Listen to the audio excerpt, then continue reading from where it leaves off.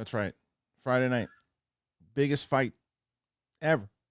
And man, did it deliver. Delivered everything we hoped it would be. And then some.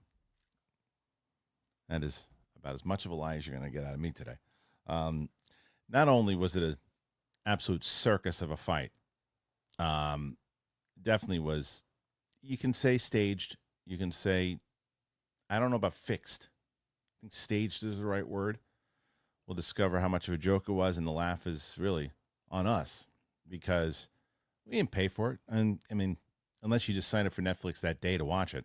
And by the way, Netflix, man, I got confidence with them streaming NFL games and wrestling right in the middle of a touchdown. And then this is Netflix, right? It's not like me and Rocha trying to stream something. Anyway, we have that. We have what else? He was almost 60. I expect him to throw combinations like he did in training. That's a problem. If we'll get into it. We got some stuff with James Gunn. We've got some stuff with the box office. Gladiator 2 hasn't opened in North America, but it has overseas and doing pretty well. And Red 1 didn't bomb as bad as people thought, but it didn't do good. So we'll discuss that and more. It is Kristian Harloff Show. It's myself. It is John Rocha. Let's get into it, everybody. Here we go.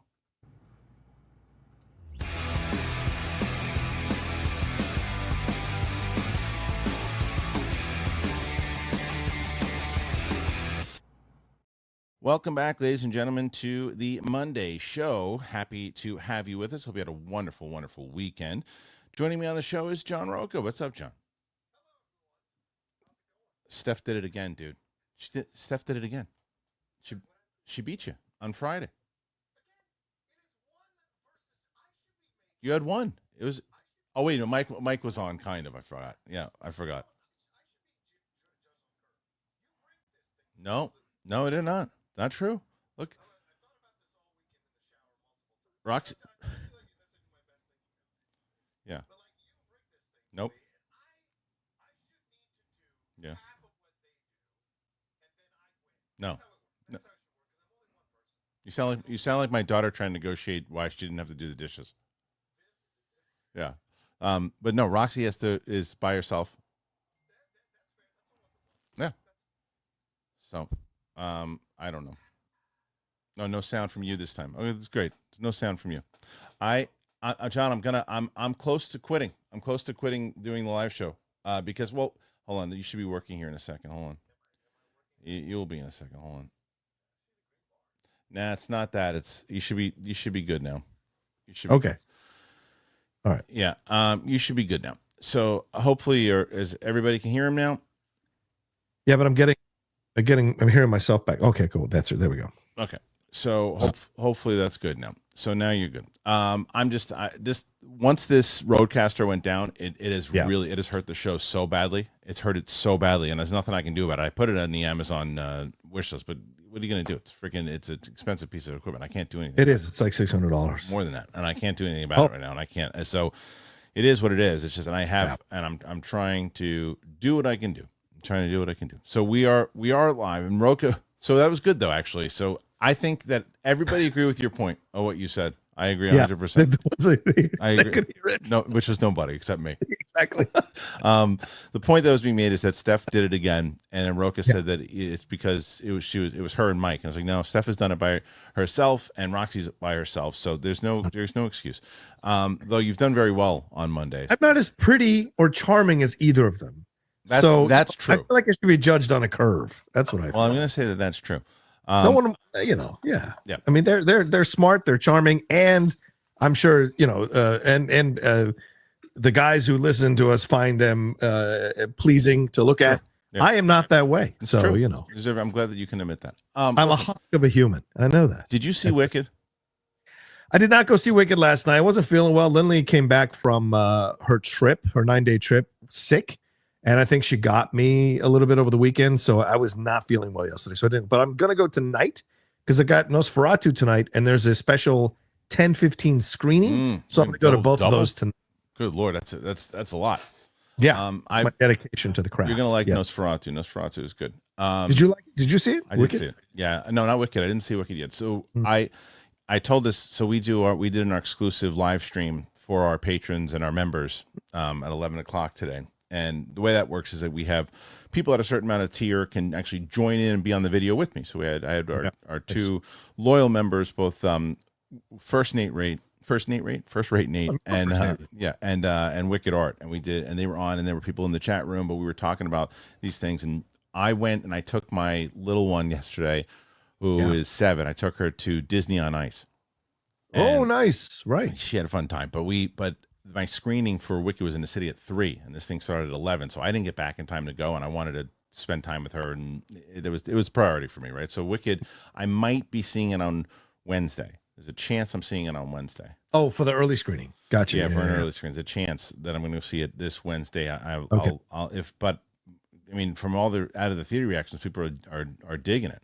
I've heard no negativity overall. I mean, Josh is the only one that I heard it was a little bit kind of negative.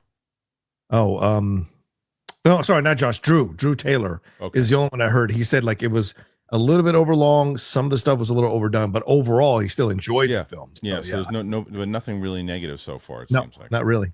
Surprised, really, I am. You know. Well, we'll see. I mean, because I didn't love the trailers. You didn't love the trailers. Yeah, right? Yeah. So I'm curious about it, and it'll be interesting. But that's not. Did you watch Dune last night? I did watch Dune. My reaction is dropping right after our show is done. I thought it was. What are you asking me my thoughts on it, or what do you want to hear? I haven't seen it, so I don't, is it? I heard like it's okay that you can feel Denis not involved. Yes, 100%. It moves too fast. They don't do enough to like flesh out the relationships of the characters right off the bat, so you're invested. You know, if they were bringing characters from what we'd seen in the films, that'd be different. And I know the Bene Gesserit, that's essentially an order. Years, you've seen the beginning of the order, but there should have been more time for us to find out like what the whole impetus of this is. What's the drive? I mean, we get the motivation, but we don't know why the motivation. What's the whole impetus for all of it? So it moves a little fast. They don't do enough to flesh out the characters, but I still liked it. I was intrigued by the prospect of it all. The fact that it's a six episode series, though, makes me feel like the way they started, they're just trying to kind of zip to an end, and it won't be as fulfilling as the films are. So we'll see, though, man. I mean, you got to have a little bit of hope. It is HBO, it is Max, but good start, not a great start. And I was hoping to have a great start, especially coming out of Penguin, Kristian. It was a bit of a slight. That's the thing, right? Is you're coming off a great show like that, and you're hoping for it because it's Dune. So you're like, come on, man! Like this is Dune, and I want it to be great. And I haven't seen it, so I can't judge on it. And I didn't see Cobra Kai yet. Did you watch that one? No, I'm behind on Cobra Kai. Okay, so I haven't seen that one either. We got to watch all the movies now. This is the judging. I know. So it's tough. Well, you know what I started watching? I'm sure you have access to it too. Is the Lord of the Rings, the War of Rohan? Mm-hmm. Did you watch it yet? That's on the list. That's 4th on my list right now. Okay, so I have not checked that out just yet. But I started watching it with Vivi last night, and then I went to bed. But it opens up with the freaking classic Peter Jackson, the Howard Shore music. Oh, nice. It's like and I'm in. Yeah. The second so you feel like you're in that world. So and I watched like the first the first 10 minutes, and it's pretty damn good. So I'm gonna as soon as I finish, I'll do like a immediate reaction to it for sure. Yeah. So I think that there was that. There's everything. Wicked. I did see Red One. Did I tell you that? No. Tell me. What'd you think of it? It's not terrible. It's not. Look. That's just put that on the poster. I know it's not terrible. That's the first thing you expect. You expect this. Oh my god, how bad is this going to be? It's not a movie that you go out and see in the theater. It's not a movie that should be spending $225 million on at all. But is it like, oh my god, that was atrocious? No, it's not atrocious. It's like it's an enjoyable Christmas action streaming movie, and that's what it is. But there's no reason for it to spend the kind of money that they did on it. And the rep had wrote me and said, what did you think? And I said, look, there are moments with both. I mean, Dwayne Johnson is The Rock's doing The Rock. He does it in every movie. He does that in every movie. But I liked his story. I liked he's working with Santa. He doesn't really like where humanity is going, and he wants to quit. He wants to leave, and he gets kind of sucked into this adventure once Santa is kidnapped, and he's got to try to see if he can find the reason why he wants to still work with humanity. If the humanities can still find their inner kids. And then you bring in Chris Evans, who is this kind of like, the delinquent, but a great tracker and all this stuff. And he's got this relationship is kind of a strange relationship with his son. And it's that stuff, when they actually focus on that stuff, that works. And I was like, oh, this is a cute kind of story. So then they go, oh, but what we need to do? We need to like spend $50 million on a scene of The Rock running on a cliff and then jumping onto things. And it's like, that's where he lost me. You lost me. It's got to be an action movie. I understand that, but I don't think you needed to do it. He wanted to shoot it for IMAX. He wanted to do this big thing, and it was unnecessary. But it's not. But it's not. You're expecting it to be, oh my God, what a piece of garbage. It's not a piece of garbage. It's not. Well, so then more than anything, it's a bit of a letdown. Like it's watchable, but you were hoping for better. And like you said, it probably should have been. It would have gotten a lot more attention had it gone to streaming. Yeah, you know what it is, John. Real quick, from what you're saying there, I think the letdown is the fact that I was expecting it to be a letdown. You know what I mean? Like that's. I think that's what it is. Is that that's the marketing didn't sell it as, oh, this is going to be fun, and then it lets you down. You expect it not to. The fact that I didn't say, oh, this is miserable, I thought was a win, and that's that's a letdown. You know what I mean? Like it should be, oh, this could be a really fun movie, and it's not. I never once went, oh my God, what time is it? I want to leave. I knew from the second the movie started exactly what it was to the time that it ended. I thought whoever was playing the Krampus. That's that I hear from everybody said the Krampus is the season. Yeah. Not only was he great in the movie, they used practical effects on the makeup. Yeah, and it looks great. That should have been the movie.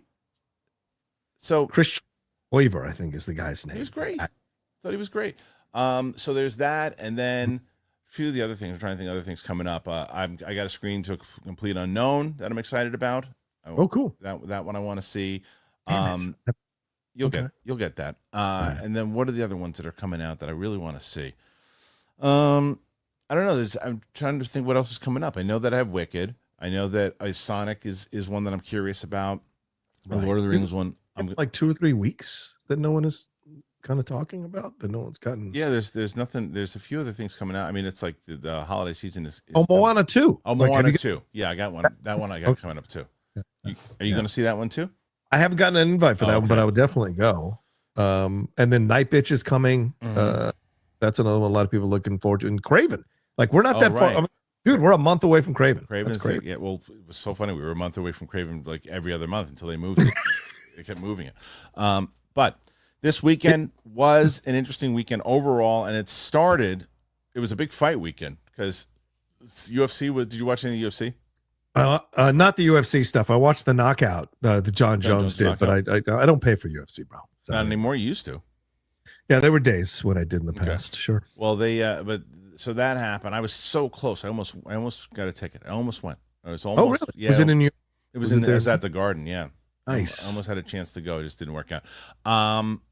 But what did happen on Friday night was this piss hole, and that was Netflix served the Tyson versus Paul fight to 60 million households. 60 million. It peaked at 65 million concurrent streams during the boxing match between Tyson and Jake Paul last night, according to Most Valuable Promotions, the promoter for the fight. Those streams went out to 60 million households globally, the group said in a press release shared with The Verge via email. That's more than twice the traffic Netflix could see for its Christmas Day NFL stream this year if everyone who watched last year streamed it. The crush of people trying to watch it seemed to be more than Netflix servers could handle, as the social web was awash with complaints about the quality of the stream, which many found to be muddy, plagued with buffering and dropped connections. Down Detector recorded more than 100,000 complaints of Netflix streaming issues during the event, according to Bloomberg. That also just a massive number of people streaming a single live event at the same time. Disney served 59 million concurrent of a World Cup cricket match throughout its Disney Plus Hotstar service last year. It's hit similar numbers a few days earlier and again this year. Netflix CTO Elizabeth Stone told employees that the company dealt with this unprecedented scale by prioritizing keeping the stream stable for the majority of viewers. According to the majority of viewers were the CEO and the CCO sitting in their living room. Those are anybody who didn't get. We don't want to dismiss the poor experience of some members, meaning all of them. And no, we have room for improvement, but still consider this event a huge success. Okay. Well, listen. let's start with that. Huge Okay. success, accurate. Yes. Accurate as far as business wise. Yeah. Because here's where you and I can complain about the streaming all day long, and it was horrendous. It was terrible. I thought it was my freaking internet the whole time, and I was like, and realizing this, started seeing everybody was complaining about. Yeah. That if Netflix does another live event and nothing else happens, they fix this problem. You know what I mean? Right. Like nobody's going to care anymore. It's like, okay, yeah, it happened on the first time. They're fine. They don't lose on that, and people are going to still do it. And it was a massive thing for them. Plus, the fact another reason was a win. If you already had Netflix, you didn't spend any money on it. Yeah. If you spend $59.99 on this thing, and then you see Tyson going like this, just kidding. It's like, come on. It's the first and second round. Someone in the chat's like, well, he's 60 years old. What do you expect? I expect him to be able to go 1-2-1 and then back off. And it's not because of his legs. And then inside, they found stuff. There's stuff inside the contract that if it went a certain amount of rounds, you get paid less. So was it a fixed fight? Was Jake Paul or Tyson took a dive? No, I don't think that is the case. But it clearly was, hey, Mike, we know you could destroy this guy's head within 30 seconds if you really go out after him, so don't do that. And same thing with Jake Paul. We don't want to see you knock out Mike Tyson. Nobody wants to see you, Mike. No, there's not a person that wants to see that happen, so don't do that. And he didn't. And he was smart to do that, because if he would have done that, he would have been, people will forget about this thing. People would never forget if he bullied or victimized, by knocking out a 60-year-old man and beating the shit out of him. People would be really pissed off. What did you think about this farce? Well, first of all, this was the day I drove to LA to pick up my lady and bring her back, and we rushed back home. That's how much I wanted to watch this. I wanted to watch it from 5 p.m. on. We got home, ordered Poulet, and then ran right into my room and watched this thing. And I tell you, the fights themselves, other than that first fight, I thought the two Mexican guys, the Barrios fight was really good. The two ladies, that was amazing. Bad result. Bad result. Bullshit result. I don't know if I believe that or not, really? but I'm on more of the Katie side of things. All right. Especially because her manager was an absolute a-hole getting on the mic. He was a turd. Stay away from this. Stop stealing the spotlight. I was in the ring fighting, not you. You were sitting outside, so keep your mouth shut. Yeah, I agree with you on that. That guy was an idiot. Yeah, he was too much. But this was such a letdown for a main event, wasn't it? And I thought Tyson, I had thought Jake Paul had Tyson in the second round. There were a couple of headshots that were just perfectly placed, and you can tell Tyson was stumbling. Even Roy Jones from the beginning was saying that Tyson's legs weren't strong, and when he got hit a couple of times, Jake let him off the hook. And so to me, this was kind of like what we saw with McGregor and Mayweather, in that Mayweather was like, I'm going to carry him for 9 rounds and I'll take him out. And I think with these two, I think they had some sort of gentleman's agreement that neither one was going to knock the other one out. And when they got close, they'd pull off a little bit. And you might be like, well, how can they control that? These guys, look, Jake's been in the ring long enough to figure this out, and so is Tyson. And to me, in a way, they just they're friends before the fight. I think this was all done for attention, but and they got paid. Attention. So it was not done for attention. It was done for that second part where you just said it was done for money. They both are going to clear close to $20 million. Yeah, but Jake is trying to get seen as a serious boxer, even though he won't fight anybody in that's ranked or anybody that's legitimately close I to don't agree with that, dude. I don't agree that he is trying to be looked upon as a serious boxer. I think that is part of his shtick. I think that he is. That's why he's choosing these opponents. Yeah. Why would he care to be he's the guy's clearing? If he picks somebody like a Mike Tyson, he can make $20 million, as opposed to fighting someone that could legitimately knock him out and making $1 million. Like he can do these gimmick fights and he's an entertainer, and it's like so there's no reason for him. He's not a real. He's talented. He's got skills. If you put this guy up against Tyson Fury, I mean, come on. He said he wants the belt. He said he wants a legitimate belt. He said that to me tells me that you want to really fight. And if this is a whole stage thing and he thinks he's a badass, and all these people online, social media are like, give him a chance. He's got to fight. Give him a chance. If it is like a gimmicky thing, great, fine, no problem. Go make your money. But don't come out here saying you're a badass. Don't come out here saying you want a belt when you won't actually enter into any fight with anybody that's your age, that is currently in their prime, that is currently fighting at your weight. This all that That's kind of my stuff point. is just. But that's my point. Is dude, he's talking about he can say that he wants a title all day long. You said you wanted all the belts, all the records, all the time. In no world are you ever going to do Intergeekdom. There's no. I meant at the time. You're full of shit. And I did. But you say things because you're like, this is going to add to my stuff. And if he said, I want to be champion, I want to be this, I want to be that, I'm going to fight the best. Yeah. And him and Tyson had no animosity whatsoever. Maybe he stepped on his foot and that caused Tyson to slap him. Even that was like, but even that was like, whatever it might have been. And then Paul is giving the sticking his tongue out and doing all these things. And it was, like I said, if you paid $59 to watch this, people could have more of an argument to be really pissed off. For the way that I looked at it was, look, I'm glad Mike didn't get knocked out. I got to see Mike Tyson bouncing around in the ring one more time. Didn't need to see his ass, but hey, that was hilarious. That was hilarious. It was hilarious. I left. But what I will say is, as much as I like her as an actress, why in the world was Rosie Perez anywhere near a microphone? She was terrible. Horrible. Terrible. I texted a few of my friends during the match. Yeah, like what are you doing anywhere? What was the list? What list came about to where they went, hey, look at this list. Who do you want?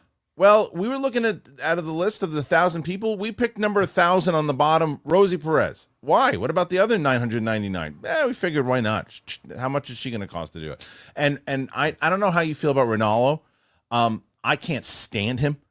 I can't stand him. But I know that I love Morrow, but he went too far in the calling of the matches, referencing his rap collection, which was driving me insane, referencing all these lyrics to rap artists. I'm glad you like them and it's cool, but I don't need a guy who's almost 60 talking to me about rap lyrics and telling me what it reminds him. It sounded like he was trying to be cool. He dyed his hair, which looked terrible. I didn't like him on Showtime. I didn't like him in WWE. I loved him in WWE. I thought he was great at NXT. Oh my God, he was great. A lot of people do. He's too over the top for me. He's too over the top. You and I have that difference in opinion. Where same thing with Samantha Irvin. I thought she was way over the top. Like fine, but the two over the top for me just doesn't work. And he's so over the damn top that I was like, oh, but he didn't. He was at least he wouldn't shut up. Is one of the things. Every time he would do this 5-minute diatribe, and then even trying to throw it to either one of them. And Roy Jones, the only one that's like was legit. Roy, but I mean, he knows what he's talking about. I thought Roy's legit. Roy's a good commentator, certainly a good analyst in what he's talking about, and he had fought Tyson 2 years ago, so he had knowledge of what he was seeing. I also thought Roy was harping on things a bit too much. Sure, the legs. Every other fucking comment was the legs. And I don't like it. I don't like it. Yeah. But that is also it took me back. He used to be on the broadcast with Lampley and Merchant, but he was great on that. But because Lampley knew how to steer. Yep. Ronald, whatever his name is, he didn't know how to steer the ship. And Rosie Perez had no business being there. But this is what I think it is, Kristian, in my opinion. And whether I'm not trying to piss anybody off. It's my honest opinion. This is what happens when you social media-ize a legitimate situation. Those two fights before the Tyson Paul fight, those are legitimate fights. Those count. So those are legitimate battles. And when you come with this presentation that looks like it was farted out of TikTok, it removes the credibility of the presentation.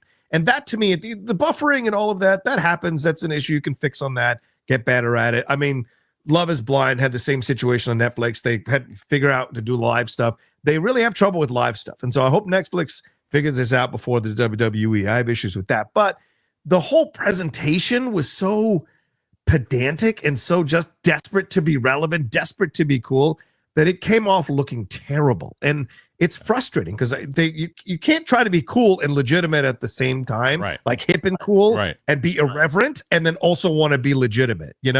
It's like this thing I heard recently. They're creating some group called the Gate Crashers.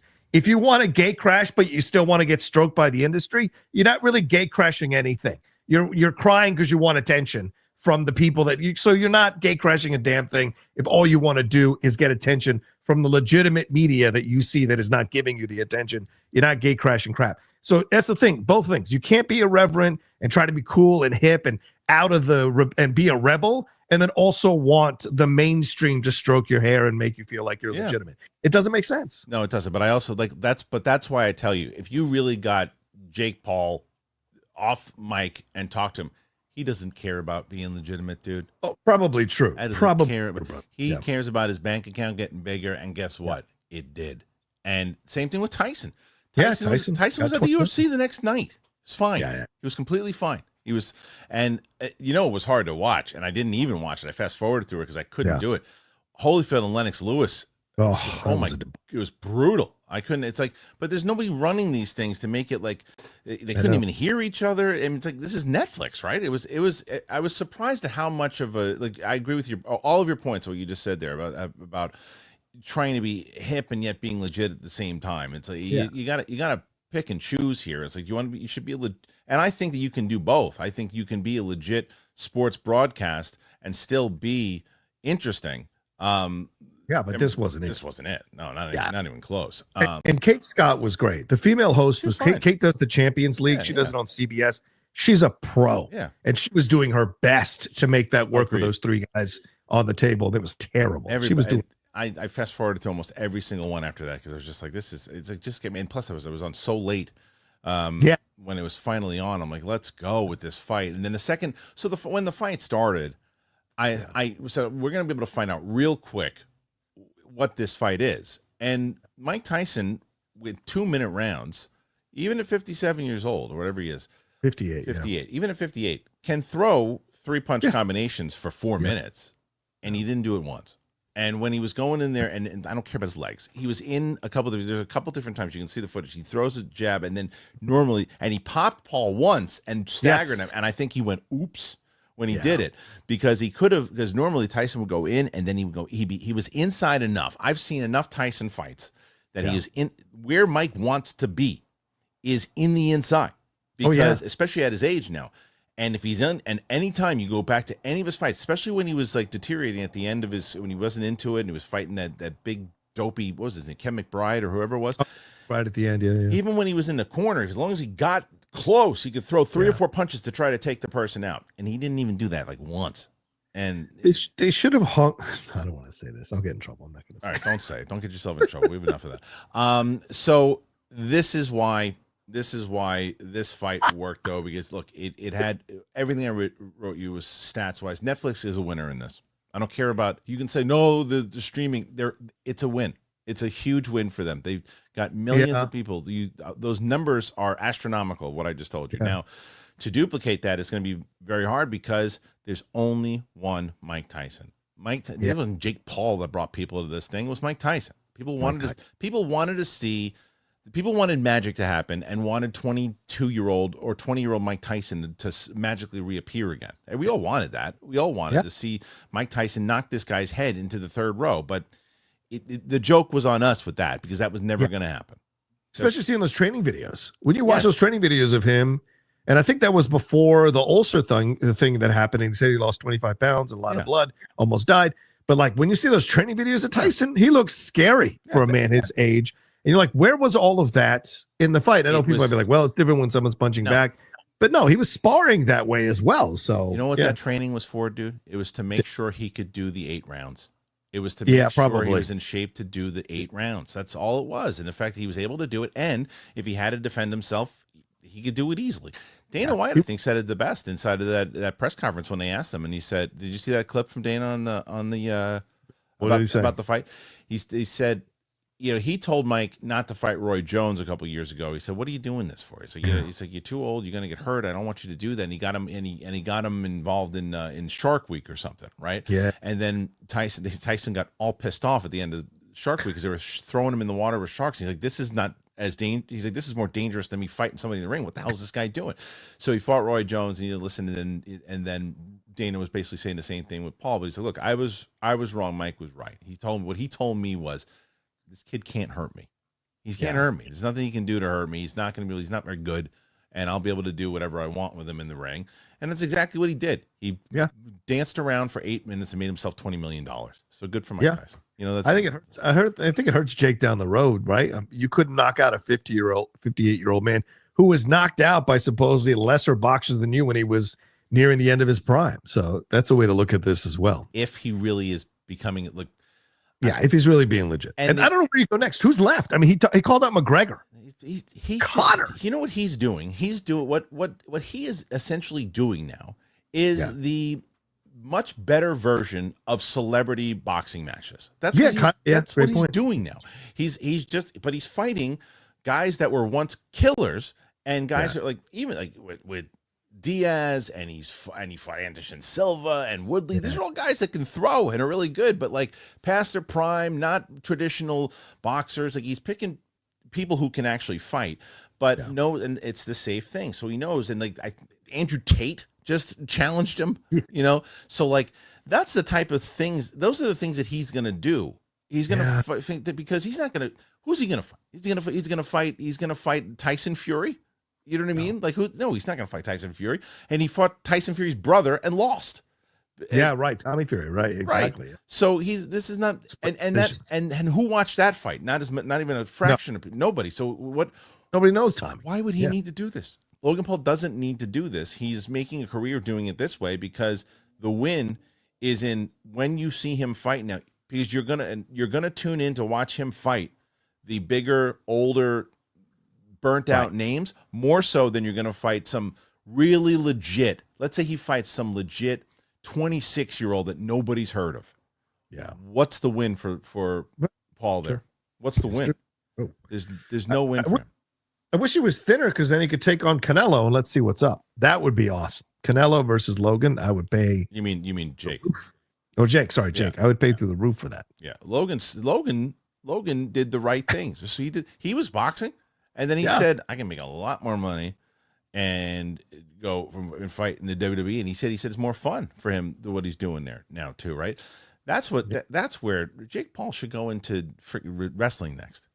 After this. He doesn't need to box anymore, dude. He can throw hands. Look, the guy can throw hands. There's no doubt about it. He can throw hands. Yeah. But it's also you put a 27-year-old Jake Paul against a 27-year-old Mike Tyson, and they're arresting Mike Tyson for murder before they even get in the ring.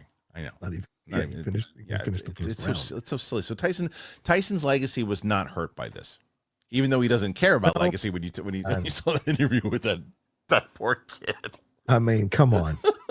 That was a girl. He's like saying all this stuff to this poor girl. What the hell? We all die. We all die. I love it. He's like, I just want to eat my shrooms and be left alone. I'm like, yeah, I guess so, Mike. You just said it, dude. You just said it. He's like, okay, Mike, look, you can do your podcast and and go to fights for the rest of your life.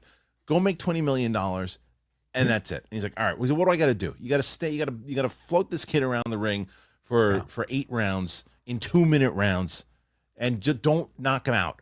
Don't do that. And that's what happened. Like something out of Snatch. 100%. 100%. Yeah. Anyway, what did you guys think about it? I'm so curious. Put your comments in there. Tell me your thoughts. Got to hear about it. All right, we're going to talk about some other stories. Got some James Gunn stuff. We have the box office, all that. We're going to get to all of it. But let me tell you about our sponsors right now, and then we'll come back when it's done. Here you go. Let's talk AG1. I love AG1. I had it this morning. I love it. It helps you build a healthy morning routine. 60 seconds to get you daily dose of vitamins, minerals, pre and probiotics, adaptogens, more. And I've been drinking it for, forever. You can't be part of this show if you haven't heard me talking about AG1. I'm going to give you a couple of fast facts about AG1 and how it supports your gut health. It contains prebiotics, probiotics, and gut-supporting ingredients to support your digestion, reduce bloating, and keep you regular. In a research study, 80% of participants noticed less gas and bloating after 30 days of drinking AG1. For me, I've had a lot of changes since I started to. I sleep better, better gut health, my focus, stress, all of it. It's just great. AG1's powder form makes it easy for your body to digest and access the nutrient-dense ingredients in the formula.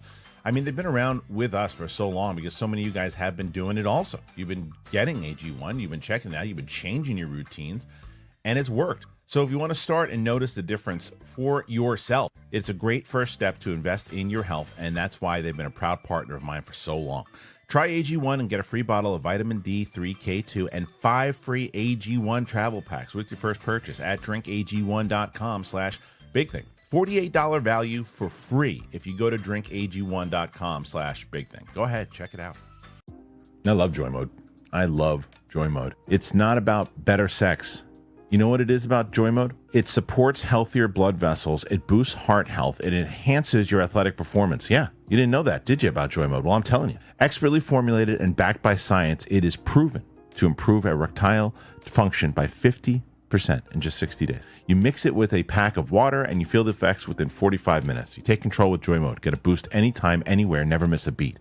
It features 4 simple, proven ingredients. Unlike prescription options that involve doctor visits and managing refills, Joy Mode provides a straightforward, effective solution. You embrace a natural way to boost your performance without the complications and side effects of traditional medications.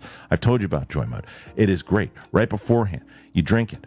And I'm telling you, it's like going to the gym. You have a supplement, same thing, and it is wonderful. It's the best. If you're looking to take your game to the next level, try joymode.com, and you use the code BIGTHING at checkout for 20% off. That's right, TRYJOYMODE.com. Use that code BIGTHING for 20% off your first order. Joy Mode, get it. Well, it is cold, and it's here. And guess what? I'm living in the perfect gene. I love Perfect Gene. They are so great. They're stretchy. They're soft. They totally trick people, by the way, into thinking that I have my life together. And you guys know. If you're watching, I don't. Am I telling you this because I actually love them? Or because this is what they told me to say? That's right. Perfect Gene paid me to say this. Who cares? But I can honestly say that these are awesome jeans. I love them. 400,000. What's that number? That's how many men have rescued their nuts from stiff, unforgiving jeans, all thanks to the Perfect Gene. They have enough stretch to accommodate Thanksgiving dinner, and they're comfy enough to wear all day watching football. Plus, even though they feel like sweatpants, they look good enough to be your go-to pants for date night. I love them. I love the fact that I can wear them. My wife goes, "Whoa, you look good in those." I'm like, yeah, that's right. I look good. That's Perfect Gene. I can move around in them. They're stretchy. They feel great. I get compliments on them all the time. Stop crushing your nuts in jeans by going to theperfectgene.nyc. Our listeners will get 15% off your first order, plus free shipping, free returns, free exchanges, but you got to use that code BIGTHING15 at checkout. 15% off for new customers at theperfectgene.nyc. Use that promo code BIGTHING15. You're going to purchase. They're going to ask you where you heard about them. You're going to say, from Kristian Harloff. That's right, Big Thing.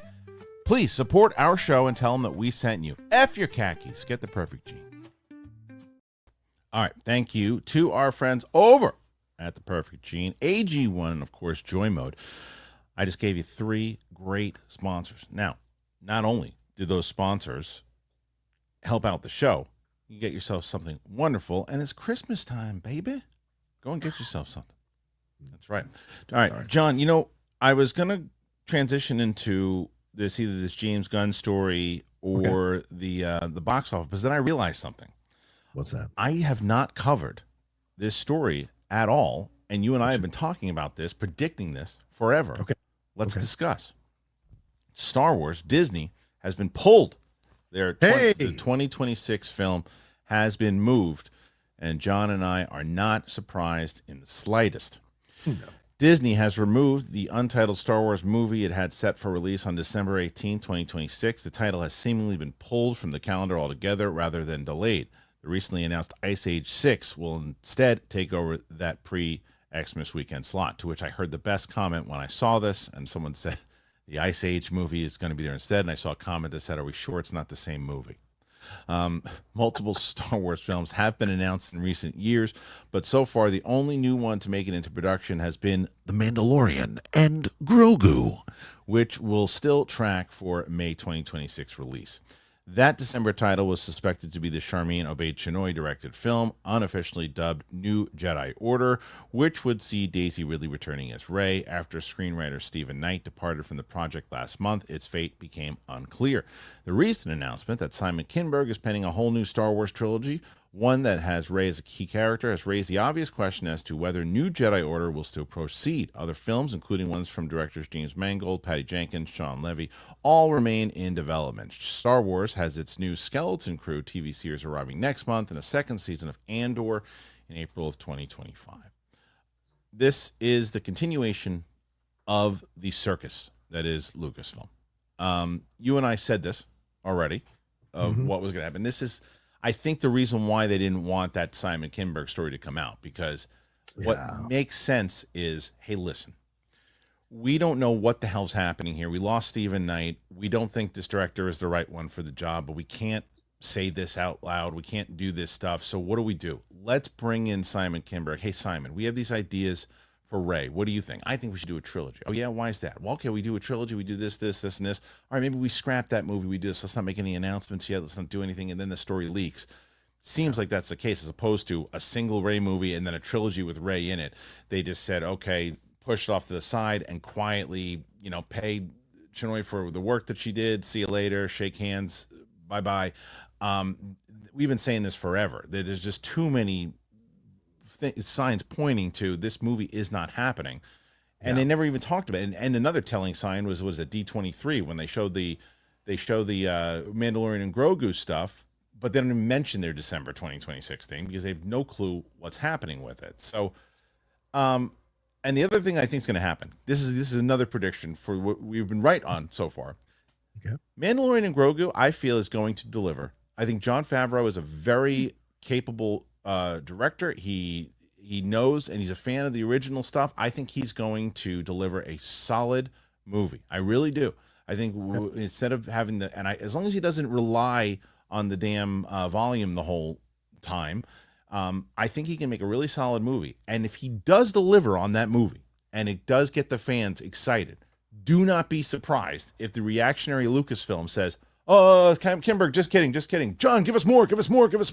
That's what will happen. I guarantee you. This is such a, like you said, the circus. Here we go again. We just did an episode of The Jedi Way yesterday that's up on my channel with me, Laura, and Kevin discussing this situation. And yeah, it just is more, as you said, Kristian, of the circus. And we don't know what's going on. And look, Kinberg posting it on his social media. It is his post on Instagram. It is the most recent post on Instagram. He, in essence, is verifying this. So I remember the days when Disney didn't let anyone verify anything until they announced it, until Lucasfilm announced it, Star Wars announced it. Right. He essentially took a picture of the Deadline article cover there online and posted it and said, essentially, this is happening. So that's his way of kind of cornering Disney and Lucasfilm to say, like, okay, you promised me this. I've tweeted it or I've posted this on Instagram, so it's going to happen. Then that's the deal in that case. So it seems odd to me that you would allow this to happen if you're not moving towards removing this Rey film. And look, the Charmin Obey-Chinoy thing, obviously, I had my feelings about it because I felt like people were losing their minds and overreacting to the whole situation without having seen a frame of what she shot. And so, but at this point now, I don't see the logic in continuing this. And what is it with these scripts that's missing, Kristian? Why did Travis Knight have to submit, from what I heard from my sources, 4 separate drafts that still weren't good enough? Why did the previous writers submit God knows how many drafts and wasn't good? What are the notes that they're making? Or do they keep changing what they want? And eventually the writers go, you know what? Screw this. You don't even know what you want. How can I write for you if you don't even know what you're doing for Rey or in the future? And I don't know, man. This seems so, how can I say this? This seems so fraught with danger. And Rey, in certain sections of the fandom, is not loved and liked. I love her. I like her. I think Daisy Ridley's great. And I want her back, but they're taking so many chances with this, and it's already a clumsy, awkward, stumbling rollout that I almost think you should just scrap this thing from the beginning and start all over with the Kinberg trilogy, cancel the Mangold film, cancel everything, and just start with this and see where you go. Start slow and see where you go. Now there's 7 movies in development. It makes no sense to me, Kristian. I agree with a lot of that. I wouldn't go so far as to say cancel the Mangold thing because of the time period that it lands in, and I think that they need to. I think that's where my thing would be, like, get away from all of this and don't be scared to create your own new characters, everybody else. And there's 2 ways to do it. Whether they do it or not, I have no idea. The first way is to go back, start to set up all this stuff within the Mangold timeline, and build out characters and build out the Old Republic and build out shows through it, build out characters. It's right in front of your faces. You can take all the stuff that you've had in past novels and comics and do all that stuff if you wanted to. Now, as far as the future goes with Rey, what you should do in a situation like this, if you're going to do a trilogy and you want to build out your galaxy, is find and create new characters within this trilogy that can continue on past this trilogy.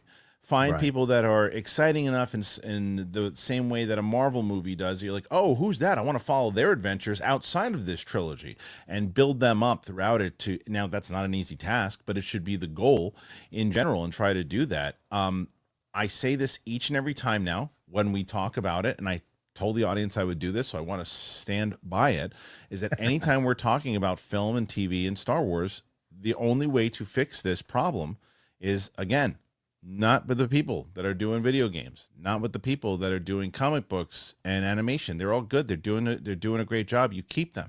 The higher level executives at Lucasfilm need to go. They are making these decisions again and again and again. It is not just Kathleen Kennedy. It is the people around Kathleen Kennedy allowing this thing just to continue this way that they're doing these things. Filoni needs to be moved back to animation. To answer your question of what you were talking about beforehand of the Stephen Knight thing, I have no information on this at all. I'm just guessing. I would guarantee you that Filoni read a bunch of those scripts, gave too many notes on it, and Stephen Knight is like, I'm out. Yeah. Filoni's like, no, you need to make it young adult. You need to make it this way. And I'm out. Steve's like, I don't write for that. Yeah, he's like, you've seen Peaky Blinders? I don't write for that. Out. I would like to get one of these people, whether it is, we can go through the entire list, whether it's Stephen Knight, whether it is Lindelof, whether it is Benioff and Weiss, whether it's Patty Jenkins, whether it's Lord and Miller, whether it's Trevorrow, whoever, one of them, just for 1 hour. I'll tell you this from a very, very connected source of mine. When the Lord and Miller stuff happened about Solo, I heard that both of them were extremely shocked at how accurate the reports were about their interactions with Kathleen. The socks thing, all of that. What was the socks thing? Refresh our memories. It was like, what was it? It was like compared it to the sock. I can't remember exactly, but like all of it was, they were very surprised that the scoopers got a lot of the stuff right in the interactions and what had been reported. So yeah, I'm with you. Like we need to hear what's going on. From one of them. They create a wall where she's in essence untouchable, and the people involved are untouchable. Not just her, like you said. It ain't just Kathleen; it's everybody involved. They've created a wall here where no one can get through to find out what's really, really going on, and no one wants to go on the record rather to tell you what's really going on. And it's frustrating because they keep being able to stay in charge of this when the public is being kept in the dark about what's really happening here behind the scenes. You know, it's a bad coaching staff, John. It's a bad coaching staff making a lot of bad plays when, you know, it's like I am now around, I'm a Giants fan, but I'm around a lot of Jets fans, right? We knew the Giants were going to not be that great. They had a shot, but we knew they weren't going to be that great. The Jets thought they were going to the Super Bowl. Well, guess what? Oh my God, did they? They're not. And the Jets are continue to just and coach, what happened? What happened this season? Coach got fired within what, 3 games? Yeah, and their defense went right into the toilet, which is why they're losing all these games along with the Rodgers. But they fired the coach because they said, "Oh, I don't know what's going on. You're out." Well, the coach is still making plays since 2019. Not only didn't they have to go to a Super Bowl, they haven't even played a game. Imagine they haven't even played a game. And it's like, and yet, you do whatever you want. And this is why I say again the same thing. What I've been talking about the leadership needing to change. You have to now point the finger at Bob Iger. You have to. You have to say, Bob, what are you doing? How is this team still in place? What are you doing? Yeah, it's like he's like the Woody Johnson of the situation. You're like, what? Why are you allowing all of this to happen? He's letting this happen. It's like get rid of these people. They're not making the decisions. They're not making even the people that were on the. I talked to someone today who was a big, massive, loves most things about Star Wars and looking forward to Skeleton Crew, looking forward to everything, that is coming to the Mandalorian movie and everything too, looking forward to all of it, and speaks nothing but positive words about it and is excited. Even this person is fed up of the leadership at Lucasfilm, said they got to go. And this is, it's no longer a thing of like, oh, this is just people who hate Star Wars fans, hate everything. Yeah. This is just incompetence. This is incompetence. If Skeleton Crew's coming out in like 2 or 3 weeks, if that comes out and it's middling, it's Ahsoka, it's slightly Kenobi, then that's gonna add even more fuel to the fire. Because look, Andor 2 That's untouchable. I bet that's going to be great. Yeah. And that's going to be like the oasis in the middle of the desert, right? And so that's going to be fine. But you can't like go, okay, look, they did Andor season 2 great, and then look at all this other stuff and discount it. No, because if Skeleton comes out and it's middling, and then Andor comes out, it's great. It just shows you that there are certain people who know how to do it and certain people who don't. And there's too much evidence of the people who've been in charge for a long time that's very clear that they don't know how to do it effectively to delight the fandom. And that's getting, even the ones who are hardcore are quietly, I think, not telling you the honest truth about how they feel about certain shows and certain movies. I'll add something to that also with the Please. TV stuff, because I think that the other thing that happens with TV is that let's say that both the Skeleton Crew and Andor are awesome, right? Okay. I think what that does, I think that further proves the problem at Lucasfilm.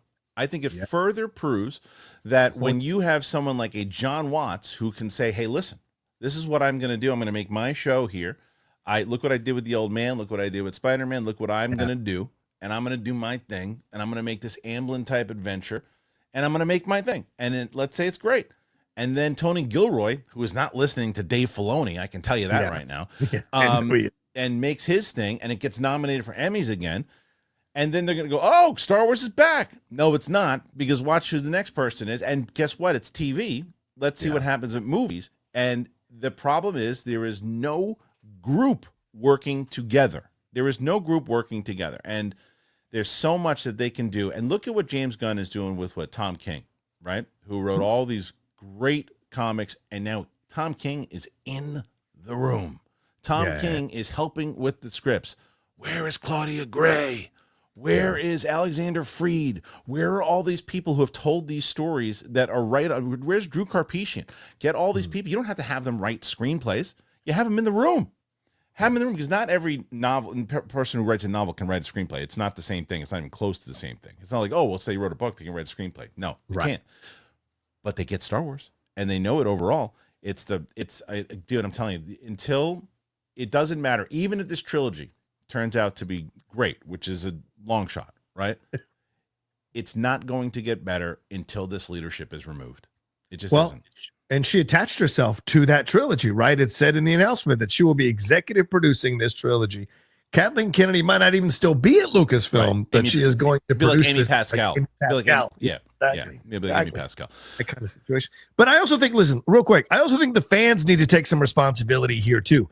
A lot of you burrow Joe way up Dave Filoni's butt, saying how great he is. I was part of it. I'll take responsibility in that too. I did take responsibility. It ain't just going after Star Wars. You have to also look at yourself and go like, how much did I contribute by being vocally out there going, the sun rises and sets on Dave Filoni's butt? I'm like guilty. That's the thing, a part of it too. I'm guilty. I'm guilty for that. There's no doubt about it. When that, I think that he has a very good understanding of Star Wars lore, certain things that come in. Sure. Like he's got a very good understanding of it. The problem is I think that this has gone like this.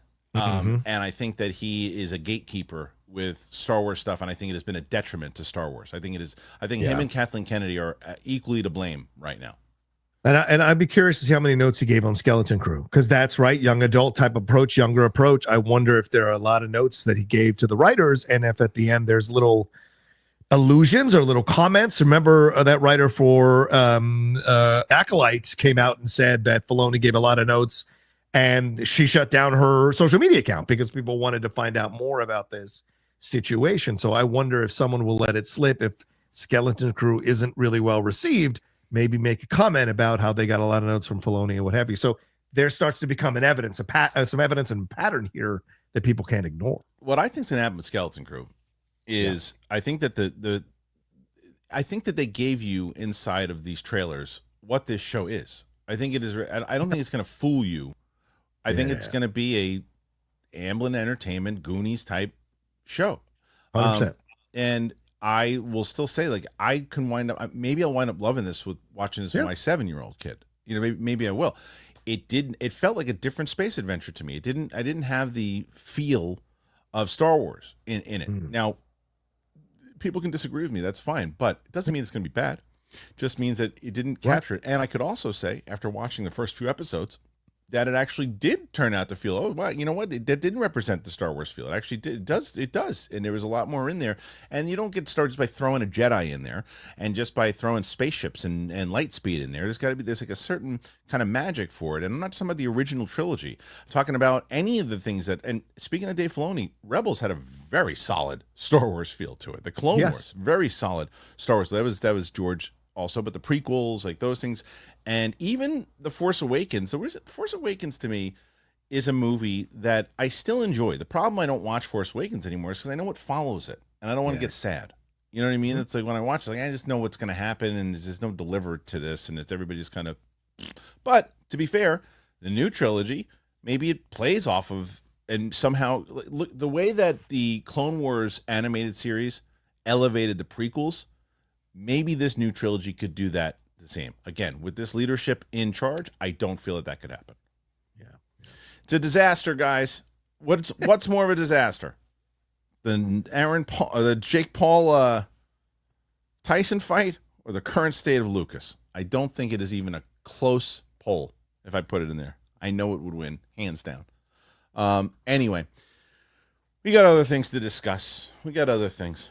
And one of those things, and please put your comments in there. Apple Podcast, Spotify, anywhere podcasts find, we are there also. So let's get to the first one, and that is, what the hell is that? What's that thing I want to? Oh yeah, we want to stick with Star Wars real quick, John. Yeah, sure. One more you got? Yeah, one more. There's a new one that just came out. This new we'll story. Try not to be a Statler and Waldorf. We'll try not to do that. Ahsoka 2 begins filming 2025. So that means we're getting 2026, right? We're about to get a bunch of new Star Wars content in a short time span, with Skeleton Crew dropping in December, followed by the second season of Andor in 2025, and then you get Ahsoka in 2026. After that, things are going quiet for a good year. No other live-action series in the can. Things will pick up in 2026 when The Mandalorian and Grogu film releases in May, and that won't be the only one. Earlier this year came the confirmation a second season of Ahsoka is going forward, with actress Natasha Liu Bordizzo previously indicating a rough summer 2025 filming date. Today, Daniel Rickman says Disney and Lucasfilm have set April 2025 start date for filming Ahsoka in United Kingdom.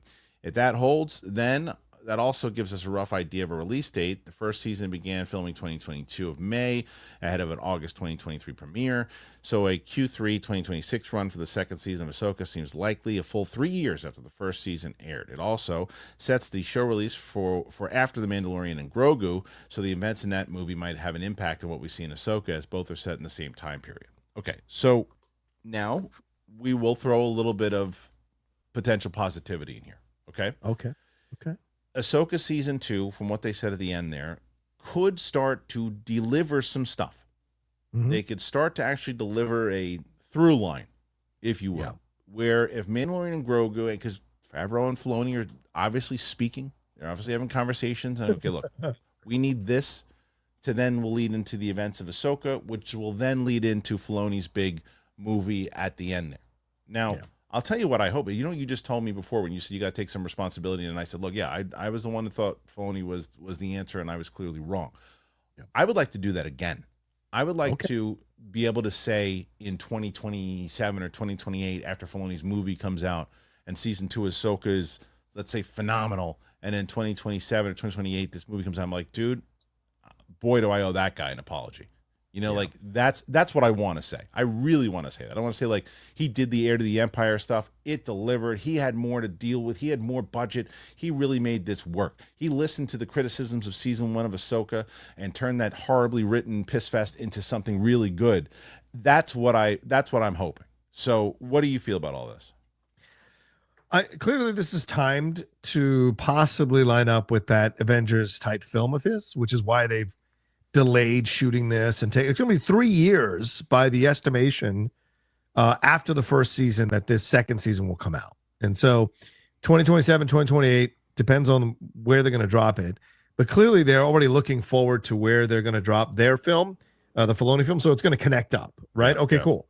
That makes sense. Fine. You make that connection. The only thing this will prove is that Filoni did really well with his characters that he put in and he created. It does not, well, not all of them, obviously, but Ahsoka. It does not necessarily clean the slate for me for him. And so to me, I look at it more like, Okay, you did well with your character. That's great. But like, let's look at all these other things to balance it out. That being said, for all the criticism, I want it all to work. Just like you, I want it all to be good. I want it all to make sense. I want it all to be something we turn around and go, you know what? This is good stuff. Now they've turned the corner. Like kind of how we feel about Marvel going into 2025. There's this feeling of hope now coming back from the footage, from the trailers, from stuff we've seen. I think people are excited for Marvel. Coming out of Agatha, coming out of Deadpool and Wolverine, there's an excitement that's building again with Marvel. We don't have that yet with Star Wars, but you want to see that. And maybe this will be part of what makes that happen over the next few years. I hope so. I mean, I really do. I hope that this is that kind of, again, through line. I think we're going to leave the gun story out today because I wasn't expecting the Star Wars stuff, and I forgot all about it, and I haven't covered it, and I wanted to talk to you about it. But I will cover the box office because we do that every Monday. And let's do it. And that is that this box office here, Red One, is soft, and the Gladiator is pretty strong so far in international audiences. While audiences have been kinder to the film than critics, the Dwayne Johnson and Chris Evans-led holiday comedy Red One tasted some expired eggnog at the weekend box office. The title has come in at an estimated $34 million for the box office, a number that would be good for an average holiday comedy. With this star power and a reported $250 million budget, not a good start. Compared to the other Johnson non-IP openers, this film performed better than Skyscraper at 24.9. Yeah, but how much did that movie cost? No way that movie cost $250. But worse than San Andreas, 54. Critics slammed the film, but audiences have given it a fairly good A- cinema score, which, yeah, slam the film is not fair. Internationally, where it opened last weekend, pulled in an estimated $14.7 million in its second run, a decent drop of 43%. In fact, it held pretty well in a number of key markets, with drops notably lower than that. The film was arguably the highest opening for a movie originally planned as a direct-to-streaming title, and will likely be #1 opening films featuring Johnson this month, the other being Moana 2. Faring decidedly better is Gladiator 2, which opened outside of the U.S. and China this weekend in 63 international box office markets and doing business. The film reportedly debuted to an estimated $87 million, the biggest overseas start for a Ridley Scott-directed film to date, and the best start for a U.S. rated R movie from Paramount. Also of note, Sony's Venom: The Last Dance has now passed the total box office of the first sequel, Venom: Let There Be Carnage, and currently sits at $436.1. DreamWorks celebrated The Wild Robot is at 308 worldwide.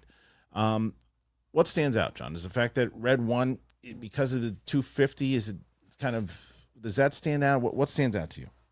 I think with all the drama around Red One, the fact that The Rock got people in theaters for $35 million, I think is something to look at as a positive, from the debacle and all the stories and all the things that came out around the movie. Yeah, it's not going to make its money back. It's not going to do whatever. But the fact that the audiences are being kinder to the film, I think that fits The Rock's narrative lately when he's done bad movies is, I do movies for the audience. I do movies for the critics. Meanwhile, he's about to do a Betty Safdie movie. I mean, or Josh, one of the Safdie brothers is doing that film.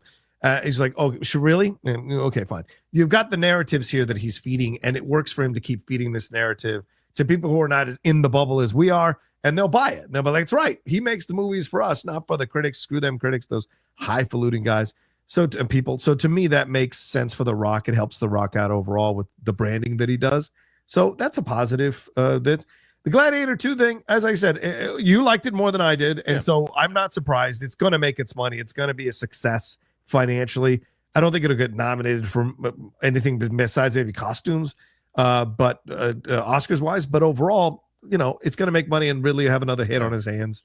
So that's a good thing. That's what I would say. Funny exchange with somebody on, and because like I said, I don't get fired up on Twitter anymore because it was hilarious. There was someone who had tweeted at Roxy about Roxy's opinion on the movie, right? And for some reason included me and this show, the Twitter handle, and say, I don't know how you could lie to your audience and say that this was a good movie. This is one of the worst movies I've ever seen. And I just wrote back, I'm sorry you didn't like it. Which I wrote back, and to which they said, didn't like it, I hated it, and this is why, and blah blah blah. And I'm like, all right, well, thanks for sharing your opinion, and I hope you have a great week, right? And they wrote back, why are you even responding? I wanted Roxy, shut up, idiot. I wanted blah blah blah blah. And I said, well, can I recommend a discount on some vitamins? And then and they wrote back, this is the last time I'm responding to you, idiot. And I said, is that a no on the vitamins? That's where I'm at right now with social media, because it's like, what am I going to do? Like, that person is clearly a angry loser. It's like, Well, yeah, as I've been saying for years, a lot of people on social media, it's about the attention. Like they feel like they're not being heard in their own lives, or they feel like I can do what he or she is doing. Why is no one watching my content? Why is no one paying attention to me? And that's what it's all about. And I think your way of handling it is a much better way of handling, which is to diffuse it, not dial into it, because that's what they want.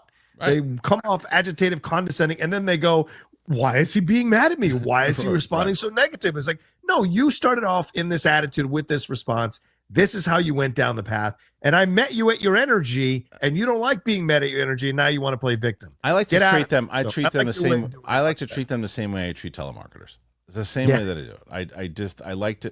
I'll start with, hey, listen, you don't like it. But if you're gonna come, if you start, I'm not gonna yell at you. I'm just gonna tell you. I'm just like, hey, what's your favorite kind of cheeseburger? Yeah. And I want them to start like, either they're going to get into the cheeseburger conversation or they're going to get more mad. I prefer when they get more mad at the silliness, which is, it's the same way. It's the same way when I drive and someone cuts me off or someone gets mad at me on the road, I don't yell and shake my fist. If someone gets really mad at me and whatever too, and they're screaming at me, I look over and I go this. It pisses them off even more. Them off even more. I love it. And it doesn't make me upset. It's like it doesn't make me upset, like because when you start screaming and yelling at people, or whether it's on Twitter or on the road, you have to calm yourself down. I wave my hand, I feel the same way I did five seconds ago. Yeah. So it's the same thing. Anyway, that's smart move. All right, I think that's it for the stories. We got right now. You got 27 questions, so you're starting off. That's it. Oh, that's terrible. To start, 27 is not bad to start. You don't know where you're going to go as far as by the end of the show. But you're starting with 27. But, John, before we get to those questions, what's going on the channel? Oh, yeah, here on the Outlaw Nation. Head on over to the Outlaw Nation, rather. My channel, youtube.com/John Rocha says. That's ROCHA. Please come and hang out with us. As I said, just dropped a new episode of Jedi Way. I'm dropping my reaction to the first episode of Dune Prophecy after the show is done.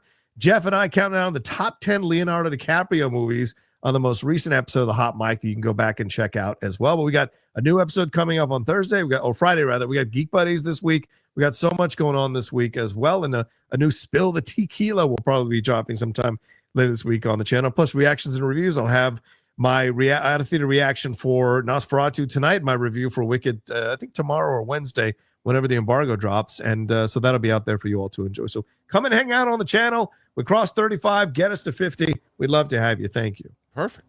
Check out what John and everybody over there is doing. Please and thank you. All right, let's get to these questions because we got, like I said, 27. We'll see if we can end.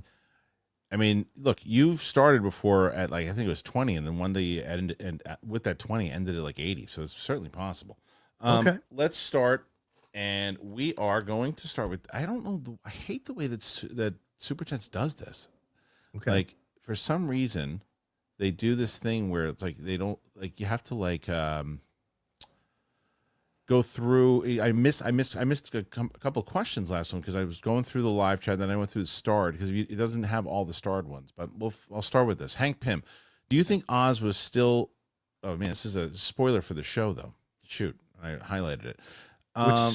It's from the Penguin, and I don't want and without saying it was a spoiler, I just flashed at it. So let's see. Let me see what it says. Do you think? I'll phrase it this way. Do you think Oz was still going to do what he did, or spontaneously, or did he have a plan on doing that already? I think he knew he was going to do it the second he saw that certain somebody dancing with someone really close to him. I think he knew in that moment what he was going to do down the road.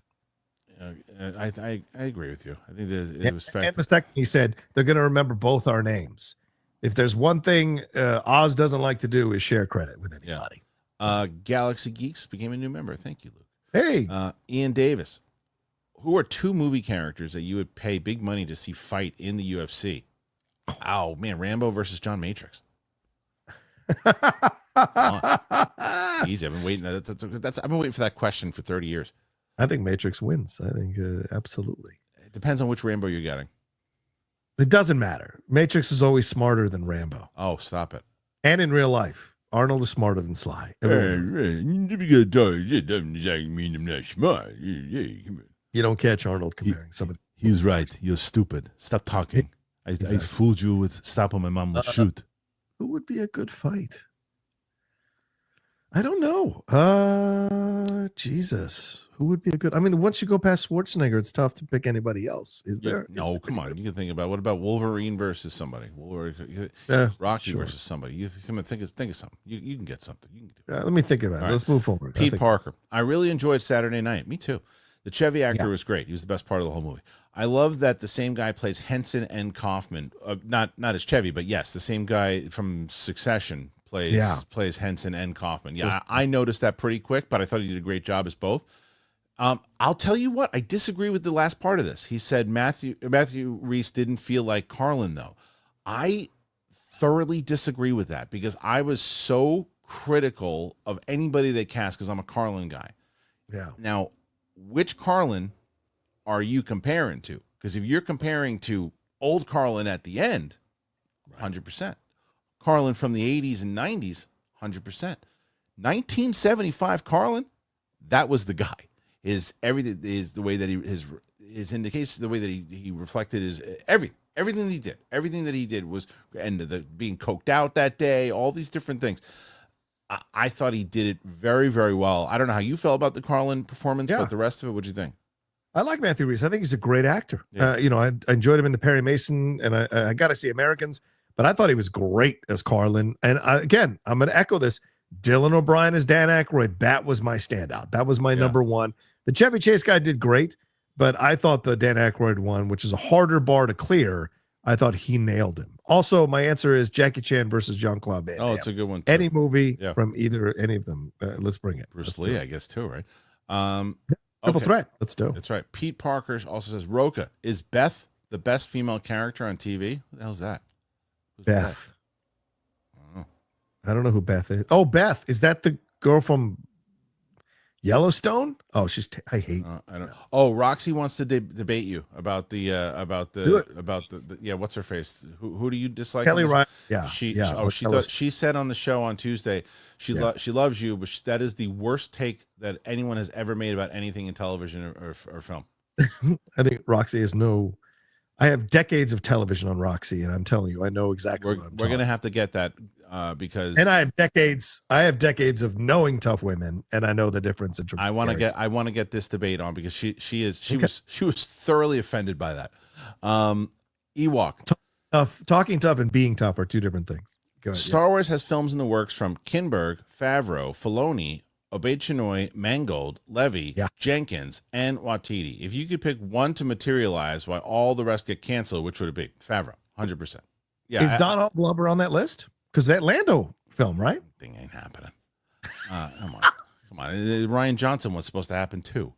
Oh yeah, that's still always went the dodo. Yeah. We've been saying that since we were Collider, bro. There's no world that was going to happen after that. I agree with you. The Favreau one first. Yeah, if you take now. I think the tougher question is if you take Favreau out of there.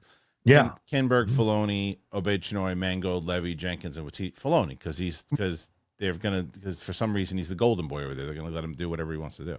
Is it the one we want to see or the one we think will get done? I think it's gonna get materialized. Oh, the one I want to see is Mangold's my first choice out of all that. Agreed. Yeah. Ewok. Also, I just saw Endurance on Disney Plus. It's great. What is that? Do you know what that is? It's a great documentary. I saw it as well. I got an early screening. I didn't tweet about it. I should tweet about it. It's a fantastic documentary on Shackleton, the old explorer from the 19 who went across the Antarctica, and it was a very famous trek. Didn't get there, but he's kept all his crew alive after the ship got stuck in the snow and sank. So what they've done with this documentary is there was a modern search for the ship because they've never been able to find the ship. So while you're watching the modern exploration as they go and try to find the ship, you're going back in time to match what's happening in their journey through the whole things they experienced in Antarctica and their ship going down. So it's a very fascinating documentary. If you're into it, it got me to buy the biography on Shackleton off Amazon last week so I can read the thing. So it's an incredible story of humans overcoming the worst conditions you can imagine. That's on Disney Plus? Huh? That's on Disney Plus? Yeah, it's on Hulu and Disney Plus. Yeah.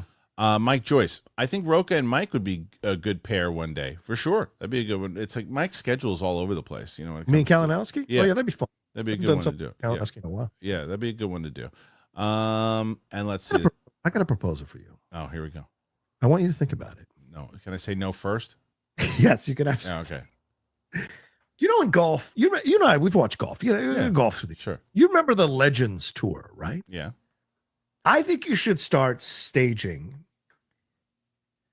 Start maybe twice a year, and hopefully get to 4 a year, where you stage a Schmoedown Legends pay-per-view, where the legends come back to battle in matches like Tyson Paul, where we come together and we battle each other. And it's just like it's a cutoff.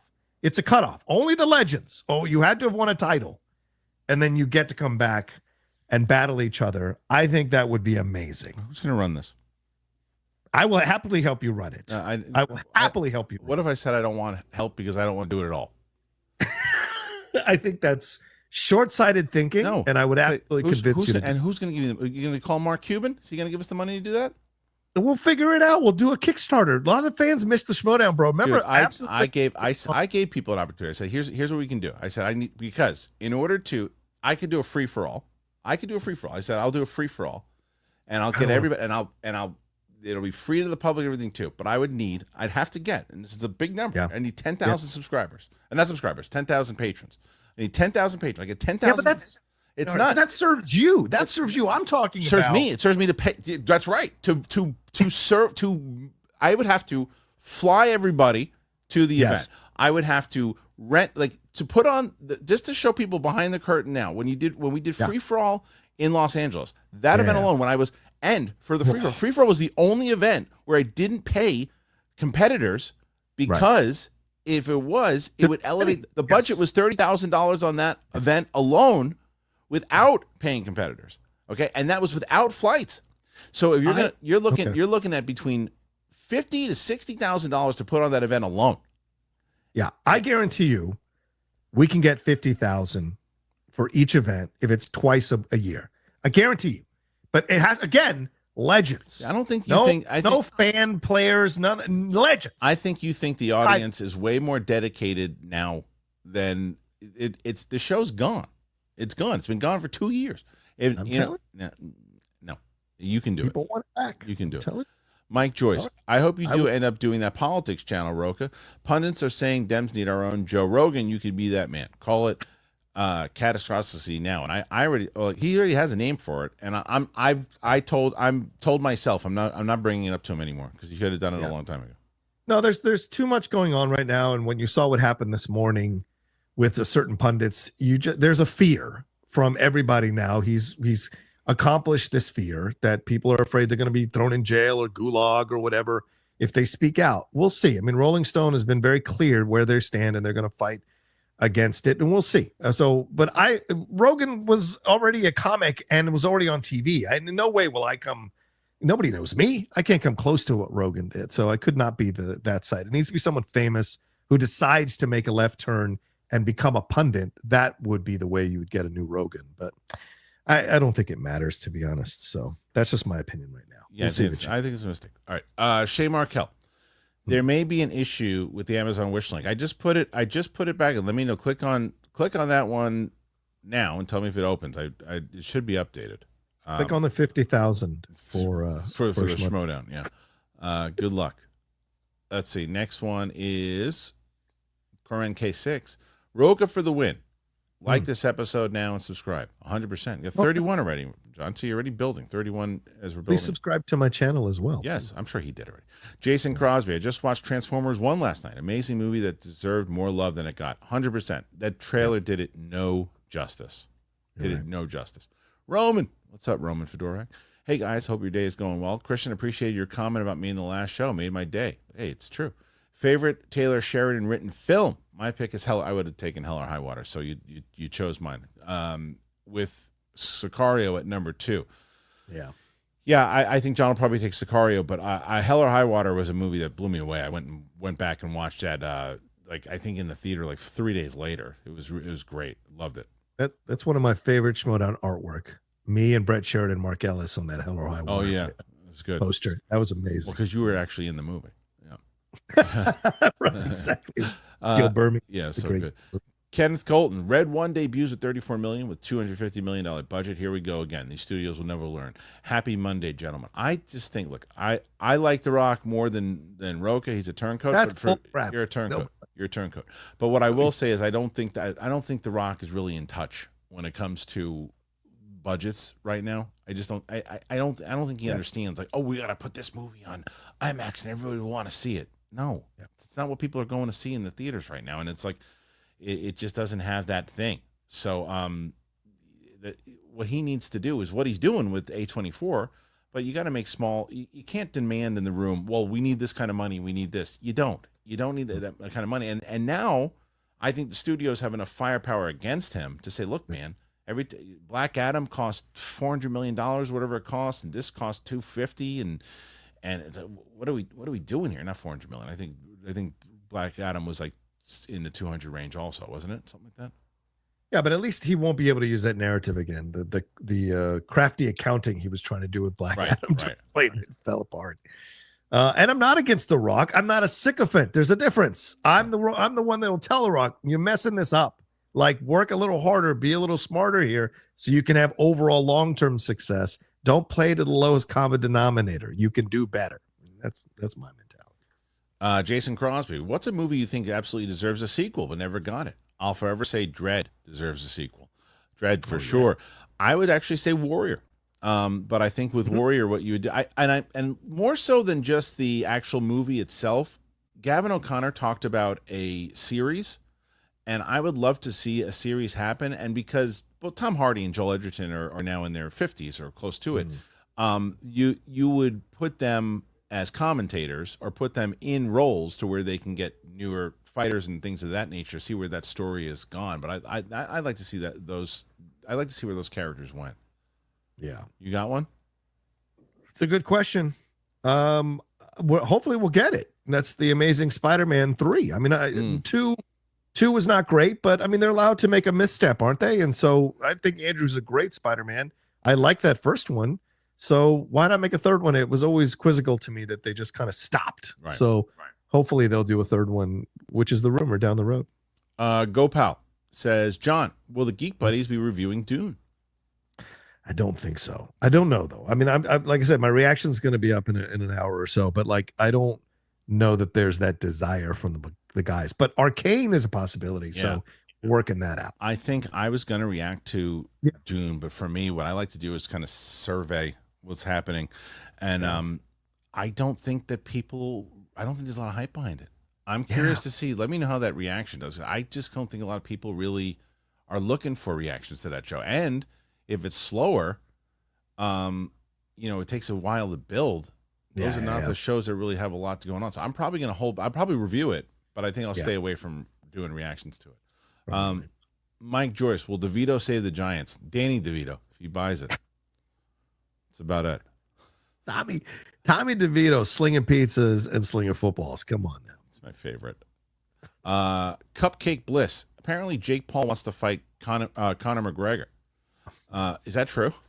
Yeah. Conor responded with a meme ridiculing him. So that seems to me like we're opening the door to this. Question to you, who will win, and do you believe it'll be a fixed? It's hard. That's another point, actually. I'm glad you brought that up, Cupcake Bliss. Because here's the thing now. What I do think will hurt Paul is now when people tune into these fights, when Conor fights him, I'm not going to take it serious. Yeah. It should hopefully but to counter that, if it's on Netflix, I'll still watch it. Right. I won't pay for it, but I'll still watch it. So they can keep doing this. They're essentially just doing WWE is what they're doing. Yeah. And because Conor, if he fights Conor, fine. He fights Conor. It'll be fun to watch them talk crap the whole time. Because I think Tyson got bored with it too. I think Tyson was probably supposed to talk more in some of those press things that he did, and he wasn't even giving answers. I think he was bored. Yeah, he doesn't want to do this. I didn't even want to do it. McGregor would probably be a fun show, but yeah, that'll probably happen. That's probably the next thing that actually probably would make sense.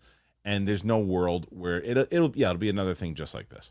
They both could use it. Yeah. And I think Conor's past it as an MMA title contender, in my opinion. And I love Conor. So, but both could use it as long. But I think Jake, I think you're right, man. I think he's crossed that line now with the Tyson situation. The reaction has been so strong.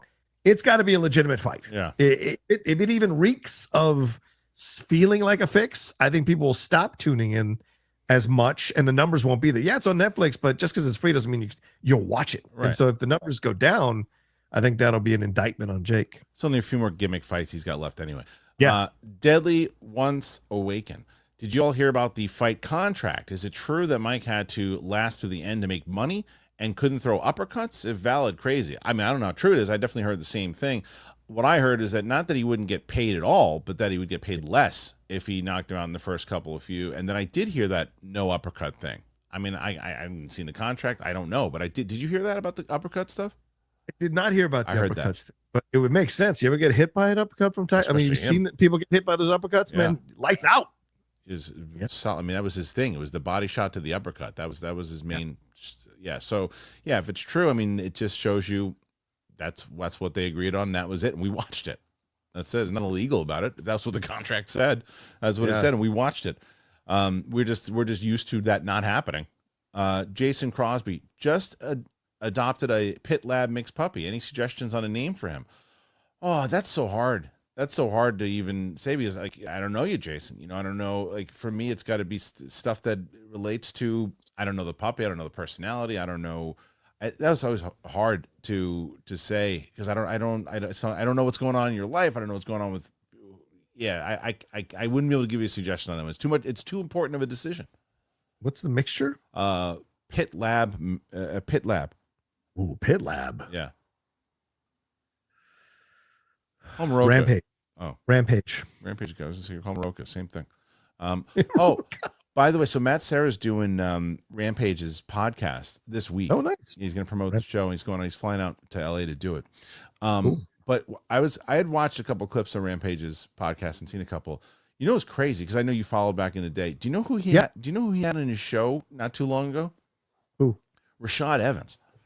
Now, I remember Rashad. Yeah. Well, Rashad Evans was. I mean, yeah, he's a former champ. Yeah. He's great. But the reason why I think that's more of a holy shit is they had the biggest feud, dude. Like they hated each other, So to watch those two guys put aside their differences and like they were just shooting the shit. And Rashad's so chill now, and like they were just like it's a really good episode. I highly recommended it. That's awesome. Yeah. Well, I mean, just like me and Bibbs. Once you put down you put down the swords, you can actually find common ground. And because when you're in the heat of battle, you're in the heat of battle. But go back to that real quick, the Schmodown stuff, right? Like that's the kind of thing. If I had the kind of money, like real money in promotion, and anybody would have been like, "Oh, my feelings are hurt. I can't believe he said this." I said, "Who gives a shit? I just paid you $15,000 to do that match. What do you care? Be quiet and just take the promotion."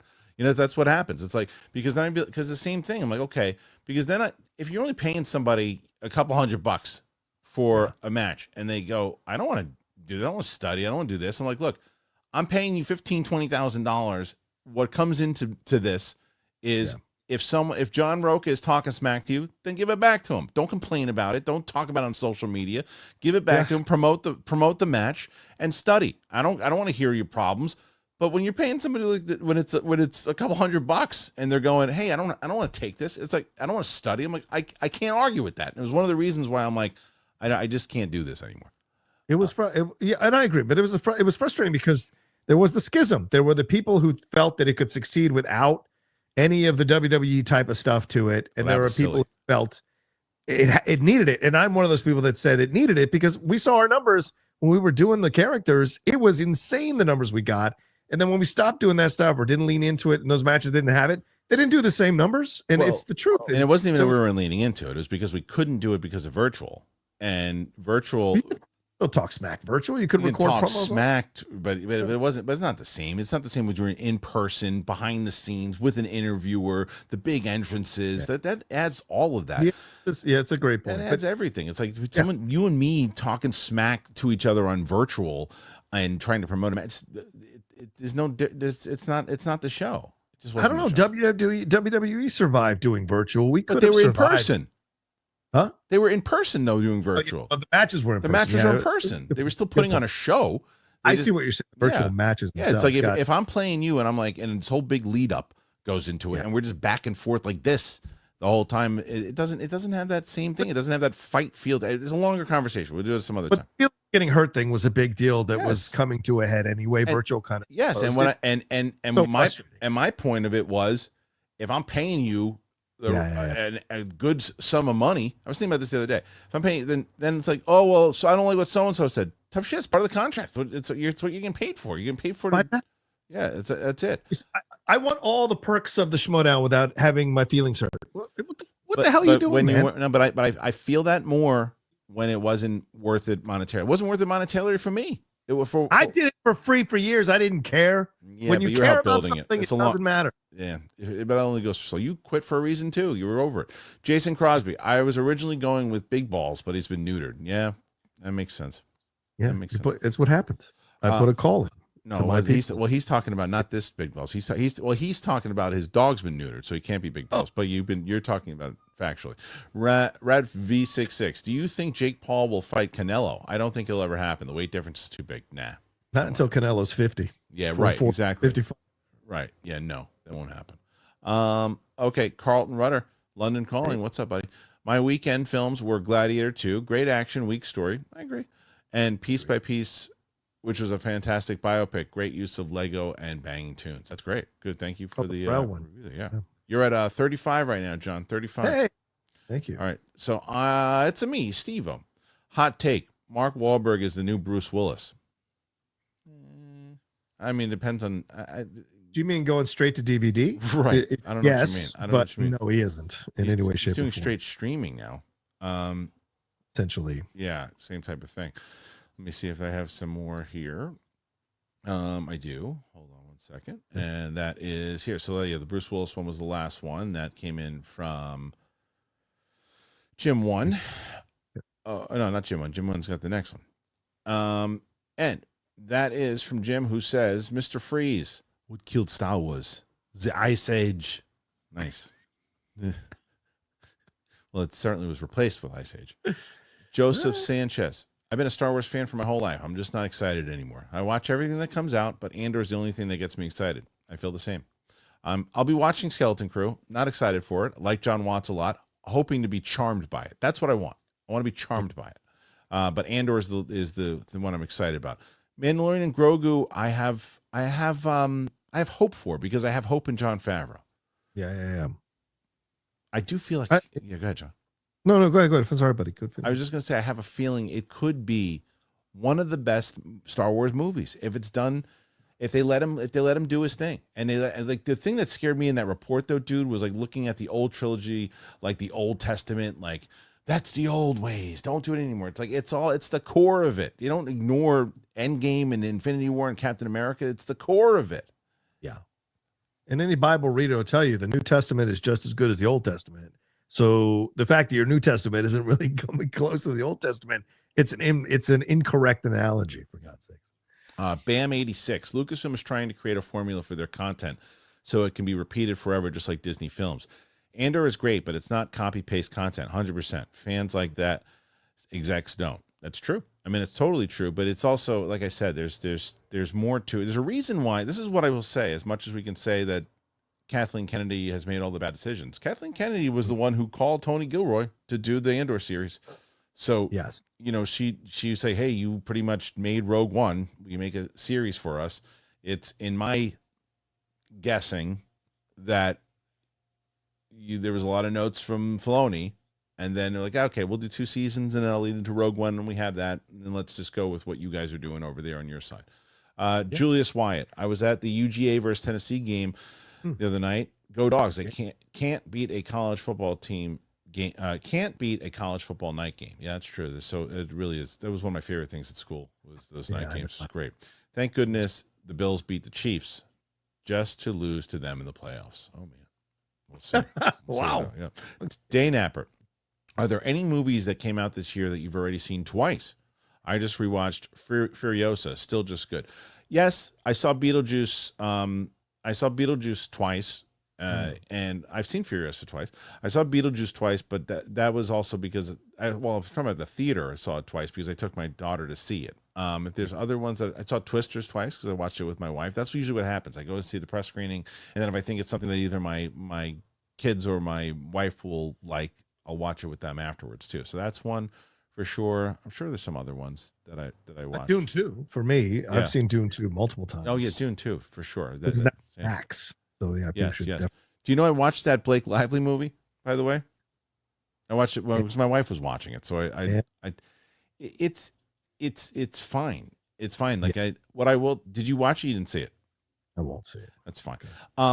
It's a longer conversation, but I think that let's save it till next week because I think it's a much longer conversation. Fine. If we're gonna talk about it, then I'll watch it. You should watch it. If we're gonna talk about it, then I'll watch it. Why don't you watch it? Because we'll do a longer conversation on it because there's like 50 different controversies of that movie.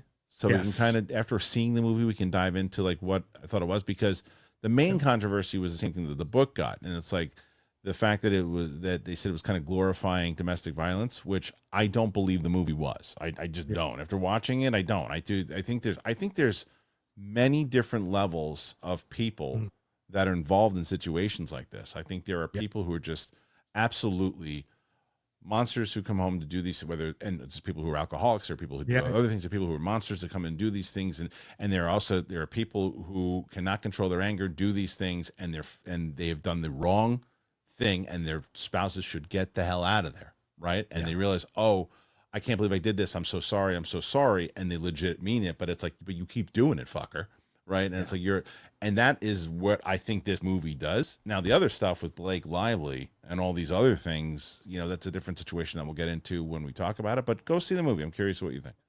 All right. Yeah. Prizzy, Empire Strikes Back is number 1. 2. Don't do this to me right now. Don't do this to me. Right? I don't have the strength for this conversation. 1, Empire Strikes Back. 2, The Last Jedi. I'm out already. 3, Revenge of the Sith. 4, Rogue One. These are my top 4 Star Wars movies. I get my ass verbally whenever I tell people. Fair enough. Lifelong Star Wars in my late 20s. Fair enough. I just that's a movie to me. Like the Last Jedi just gets worse and worse every time I see it, and I didn't mind it. I didn't mind it the first time. First time I saw it, I didn't even tweet about it. And I was like, I don't know what I just saw. And then I went and I saw it a second time. When I saw it the second time, I was like, okay. And I think I tried to convince myself. And then I watched it for like rewatches. And then I watched it for another rewatch for this channel. I think I hate that movie. I think I hate it. And I know, but this is the thing this is the difference though. Here's the difference. I don't hate Rian Johnson. I think Rian Johnson's a great filmmaker. I just don't like that one. I like Knives Out. I love Looper. I love some of the episodes he's done for Breaking Bad. I don't feel the people who's like, oh, he ruined it. He should never do anything ever again. He's the worst. It's like, no, I just don't want to see him do. I would be hesitant to see him do Star Wars again.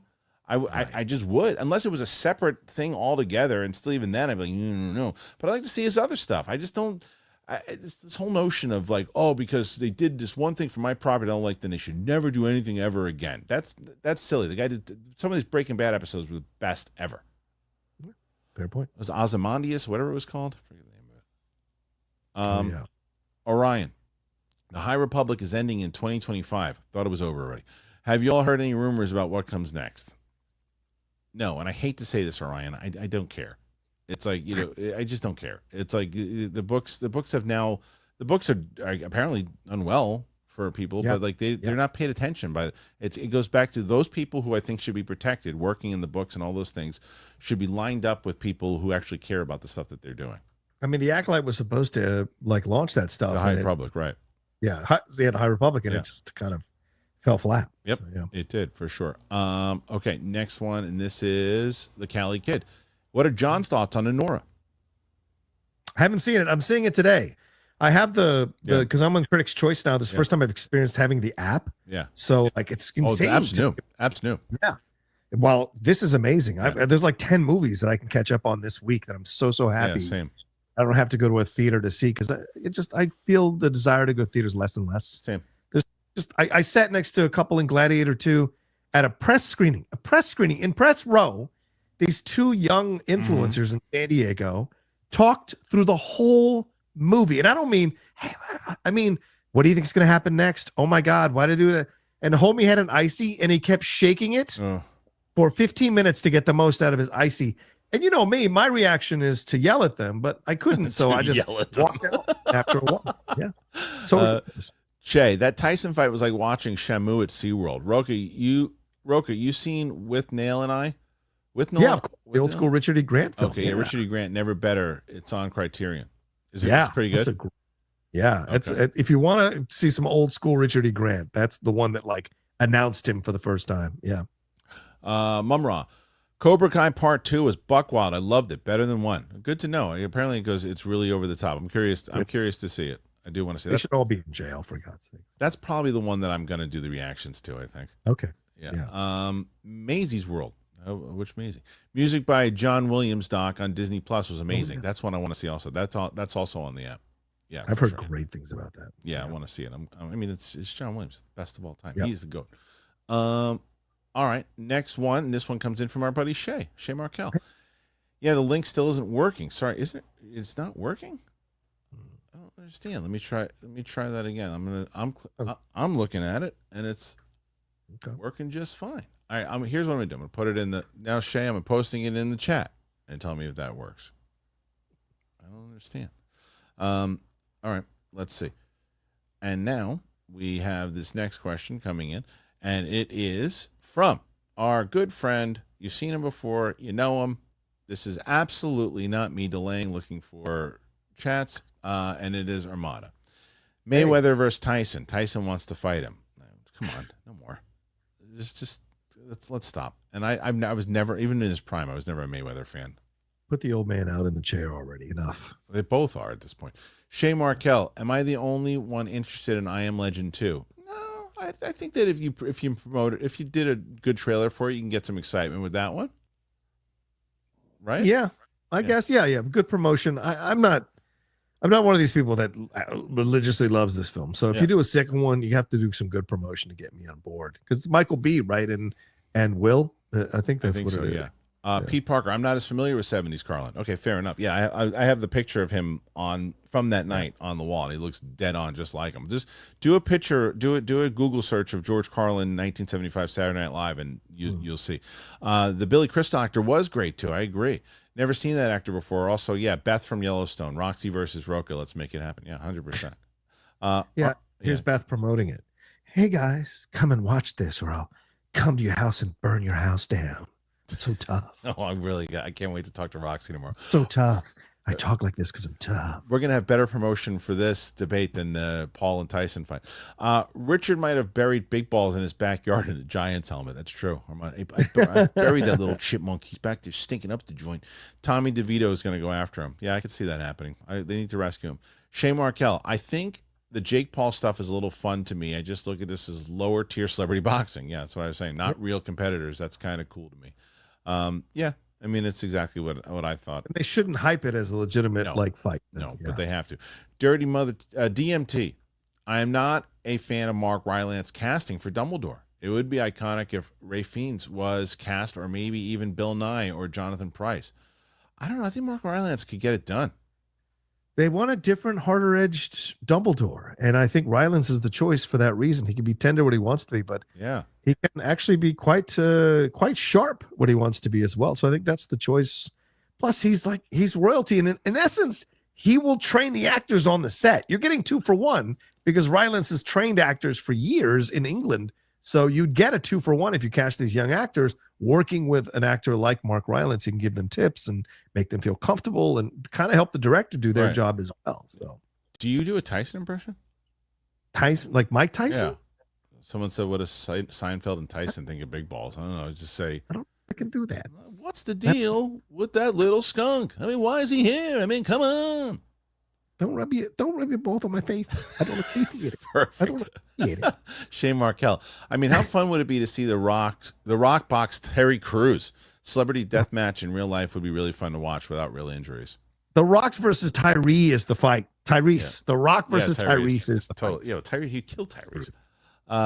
DUI champ. Brother Rocha. The Dune show had the exact same technology, fashion, politics, and political families as the movies, which are supposed to happen 10,000 years in the future. No advancement? What the F? Hey, man, you guys want to see old school, you want to see this kind of stuff. It's the way it's set up. They want people who are familiar with the world to jump into it. That's what they want. Because if they said it 10,000 years, technology is different, people will get lost, I think. Shay Markel, I'd pay $80 to watch Drake and Kendrick box. I think a lot of people would. Yeah. Yeah. Hank Pym, favorite era of Schmo's No Show. I really love the era with the blue-black color schemes. I don't remember which one that is. Also, thoughts on Travis Fimmel. He plays a great weirdo. Which one's Travis Fimmel? I know. Oh, he's in Dune. He plays the guy in Dune that's kind of has powers to in the new. Oh yeah, he was in the what's it? The Warcraft movie. Yes, he was. Yeah, I interviewed him before. That was the reason why the Amazon thing it didn't update before when I did it. That's okay. All right. Anyway, so I like him. I want to see how he is in Dune for sure. Yeah. And as far as my favorite era of Schmoes, Toad Hop. Toad Hop was my favorite era, hands down. Yeah, That's the right for slapping JT era. Yeah, it was the Piper. I was told somebody that yesterday. That was the most radio that the show was, and I never was able to recapture that feel because after that went down, that was my favorite era for sure. Yeah. I think that we got that more now than then. I'd put Toad Hop and this show as my two favorite things. I would have changed so many different things about how all that was run if I could do it over again. Mike Joyce became a member for a month. Thank you, Mike Joyce. Learn to embrace the weekend 10 a.m. matinees.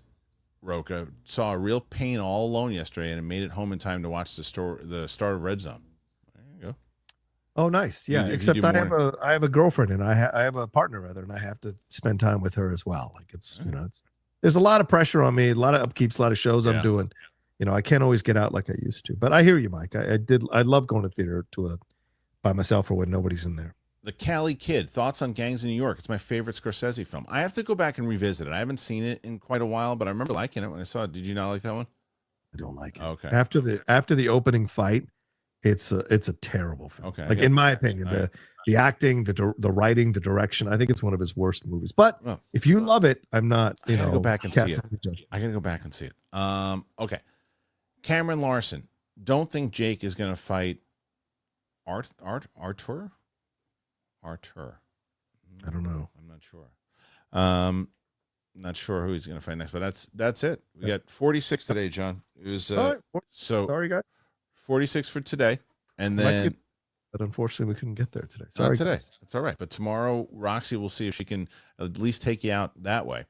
So 47. I apologize. DUI Champ says 48. Now see, they don't want you to leave. DUI Champ. That's a movie about the U.S. 10,000 years from now, where the Trump, Bush, Obama, and Kennedy families are still arguing about the role of. Oh, that's like a movie about. I got it. That's like a movie about the Dune prophecy. Yes. That's okay. Let me read that again. That's like a movie about the U.S. 10,000 years from now, where the Trump, Bush, Obama, and Kennedy families are still arguing about the role of government. Got it. Okay, I got it. If you think what we're doing now is different than what we did back in the Revolutionary War eras, you didn't pay attention to history class. Go back and watch the documentary on PBS on the Roosevelt era. They were calling Roosevelt a Hitler in the Roosevelt era, Franklin Delano Roosevelt. So go back and do your history, guys. We're repeating the same patterns for decades and decades and decades and decades. There's nothing new that we're doing now that we didn't do back then. Power families have always tried to control the presidency. That's the game. Che, will Postecoglou win a trophy at Spurs? No. Not unless it's a Carabao Cup. That's the only thing he has a chance of ever winning. He's not the right guy for them. Shay Markel, favorite Taylor Sheridan movie for him is Wind River. Good one also. Wind River's good. This is really good. I like that. It's really good. I should revisit. I haven't seen that one in a while. Really good. The Dart 005. Rocha, I've got a flat butt for a Latino guy. Any tips? That's a callback. My girlfriend claims I don't have a butt at all, so I can't give you any tips, but watch those videos of like Bailey and the other lady, Liv Morgan. They do great tips with the Seamus series of working out for how to get a little shape, a little rump in your dump there. So do you still not like Liv Morgan, or you like her better now? I do not. As a wrestler, I don't like her. I think she's a great personality, but as a wrestler, I still think she's middling in her skills, man. Yeah, it's good. I mean, when you look at Bailey and Sasha and Becky, like she doesn't come close to them. It's good that they it's good that they have the strap on her this long though. It's good. Yeah, it has helped. It worked out in the end. You didn't need to put it on Rhea right now. You don't need to, she'll get it back, but you don't need. She's like Triple H. She doesn't need it. What was now we're talking wrestling real quick. What was the point and maybe I know the answer to this. Maybe it's a bloodline answer of giving Jay the title just to give it right back to Braun. It was so dumb. And everyone's so like, oh, this is great. Like, there have been a few missteps. There are people who are thinking and looking at this logically who are not caught up in the fandom, because WWE just wants you to be a blind fan. There are legitimate analysis and criticism of this that is questioning how they're positioning this, especially if Seth now goes on the team with Roman. It makes no sense. Just because Bronson Reed has joined the bloodline, it makes no sense. Oh, Bronson Reed joined the bloodline? Yeah, over the weekend at SmackDown, he turned on Roman and is now part of Bloodline 2.0. But how is it? But does he have? But is he related to them at all? No. Well, I guess Sammy wasn't either, right? Yeah, it looks Samoan in the size and stuff and the strength. But you look at the other side and it's like, well, they got to bring in Seth now because Seth and Bronson are feuding. And I think they brought Bronson in so they get Seth in and make it work. But storyline wise, it's starting to somewhat fall apart, in my opinion, which is a shame. So yeah, I haven't really watched it too much. Julius Wyatt, other than Daniel Day-Lewis, Gangs of New York sucks. That's what Julius Wyatt says. Yeah, I don't even think DiCaprio's good in that movie. I'll tell you who I didn't like in it back then was Cameron Diaz. I didn't like Cameron Diaz in it back then. She's miscast like crazy. She can't do drama. Her Any Given Sunday, she's terrible in Any Given Sunday. She's just not built to do drama. She's a great comedic actress. She's not built to do drama. It's just not her thing. Yeah, I got to go back and watch that one. I haven't seen it in quite a while. That's it. We did it. Oh, okay. So thanks. Every time I say that, someone else puts something else in there. Nice. Shay Mark Helligan, did wrestling ever pretend to be real, or was that a debate among casuals? Because as a kid, I didn't know. Well, first of all, this is the thing that wrestling people will tell you, and I will say the same thing. Yeah, it's always real. It's real now. Right. It's scripted. Now the question is, did wrestling ever pretend to be not scripted? Or was that the debate? Because as Jericho says and other people say, getting smashed around and your body getting dropped on things and blowing out your knees, ain't nothing fake about that. Nothing fake about it. It's the action in the ring is real. Yeah, it's like watching stuntmen do their thing. It's predetermined, but it's real. Now, as far as they did absolutely they hit it, which was kayfabe. Part of it was they wanted you to believe that everything that was happening, and they didn't really start pulling back the curtain until I'd say the last like 10 years. Well, it was but there were cracks because obviously when the Sheik and Hacksaw Jim Duggan got arrested together in the same car, but we didn't have the internet back then, right? It was just the dirt sheets or those little magazines that they would come up with at their mom and pop. But yes, they kept that illusion going until about the 90s, and then things kind of changed in the 90s. Right. But, and it's like recent interviews. Now they interview you see them interviewing people. They're interviewing them like they're in a movie. Like the same way when you interview if Natalie Portman here to talk about her role in the new or to talk about The Professional, what it was like working on The Professional. She talks about, it's the same thing what they do now. Like, when I worked on that match, we did this, and right beforehand, they never used to do that. And it's weird though too, because I remember the same thing dealing with this with Schmodown, was that in Schmodown it was like they would have the people would talk about behind the scenes and these other things, and they're like, well, what should I believe? And then in an interview they would be talking smack about somebody, but at the same time complimenting. And they do the same thing. I see someone on a podcast, like Dominic was just on Chris Van Vliet not too long ago. And he would he didn't know, he's like the big heel, but he didn't know really you didn't know when to take him serious or when to take him not. Was he in character? Was he not? So when he's talking about Michael Cole and it's fun, but it's tough. It's blurred the lines. I think that's one of the things that has hurt wrestling was the loss of kayfabe. I do.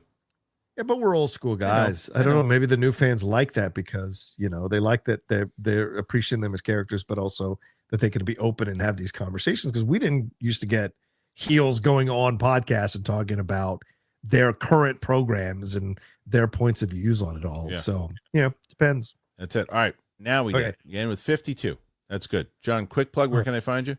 Yeah, go find me at the Rocha Says on Twitter, Instagram, and TikTok. The Outlaw Nation on Twitch. I'm going to start playing more games, going live. Please follow me on TikTok. I'm going to start doing more live stuff on TikTok as I see it's blowing up and stuff. Yeah. And also my channel, YouTube, youtube.com/John Rocha Says The Outlaw Nation. And before you leave, Kristian, before you leave, Haskell threw one in there. We've seen a lot of. Come on, what's up? We've seen a lot of boxing movies. Why do you think we haven't seen one about Jack Johnson and boxing back that went 70 to 90 rounds? Didn't James Earl Jones play Jack Johnson? Yeah, that was in The Great White Hope. That Yeah. was the 1960s based on the play. But there's also a great documentary that Ken Burns did, Unforgivable Blackness, I think it's called. And it's so incredible, that documentary. There's probably a number of reasons, rights issues and interest from the studios. Right. You know, I don't know if necessarily people are interested in going back in time for a period piece about the first black heavyweight champion. And now in such racially charged times and what happened after the election, you probably don't want to see it you're not going to see it for a long time, probably. All right. Well, thank you, John. Thank you to everybody here. Appreciate you guys. Apple Podcasts, Spotify, anywhere podcasts are found. Check out the Clips channel. If you haven't watched my reaction that I did with Sam about Iron Man, we did a full reaction on that. We're watching the MCU. We have tons of stuff happening here. So make sure, if you haven't already, subscribe to the channel. All right. Thank you guys so much for being here. I really appreciate it. We'll be back tomorrow on the live show with myself and Roxy, perhaps Brett. All right. Thanks, everybody. Bye-bye.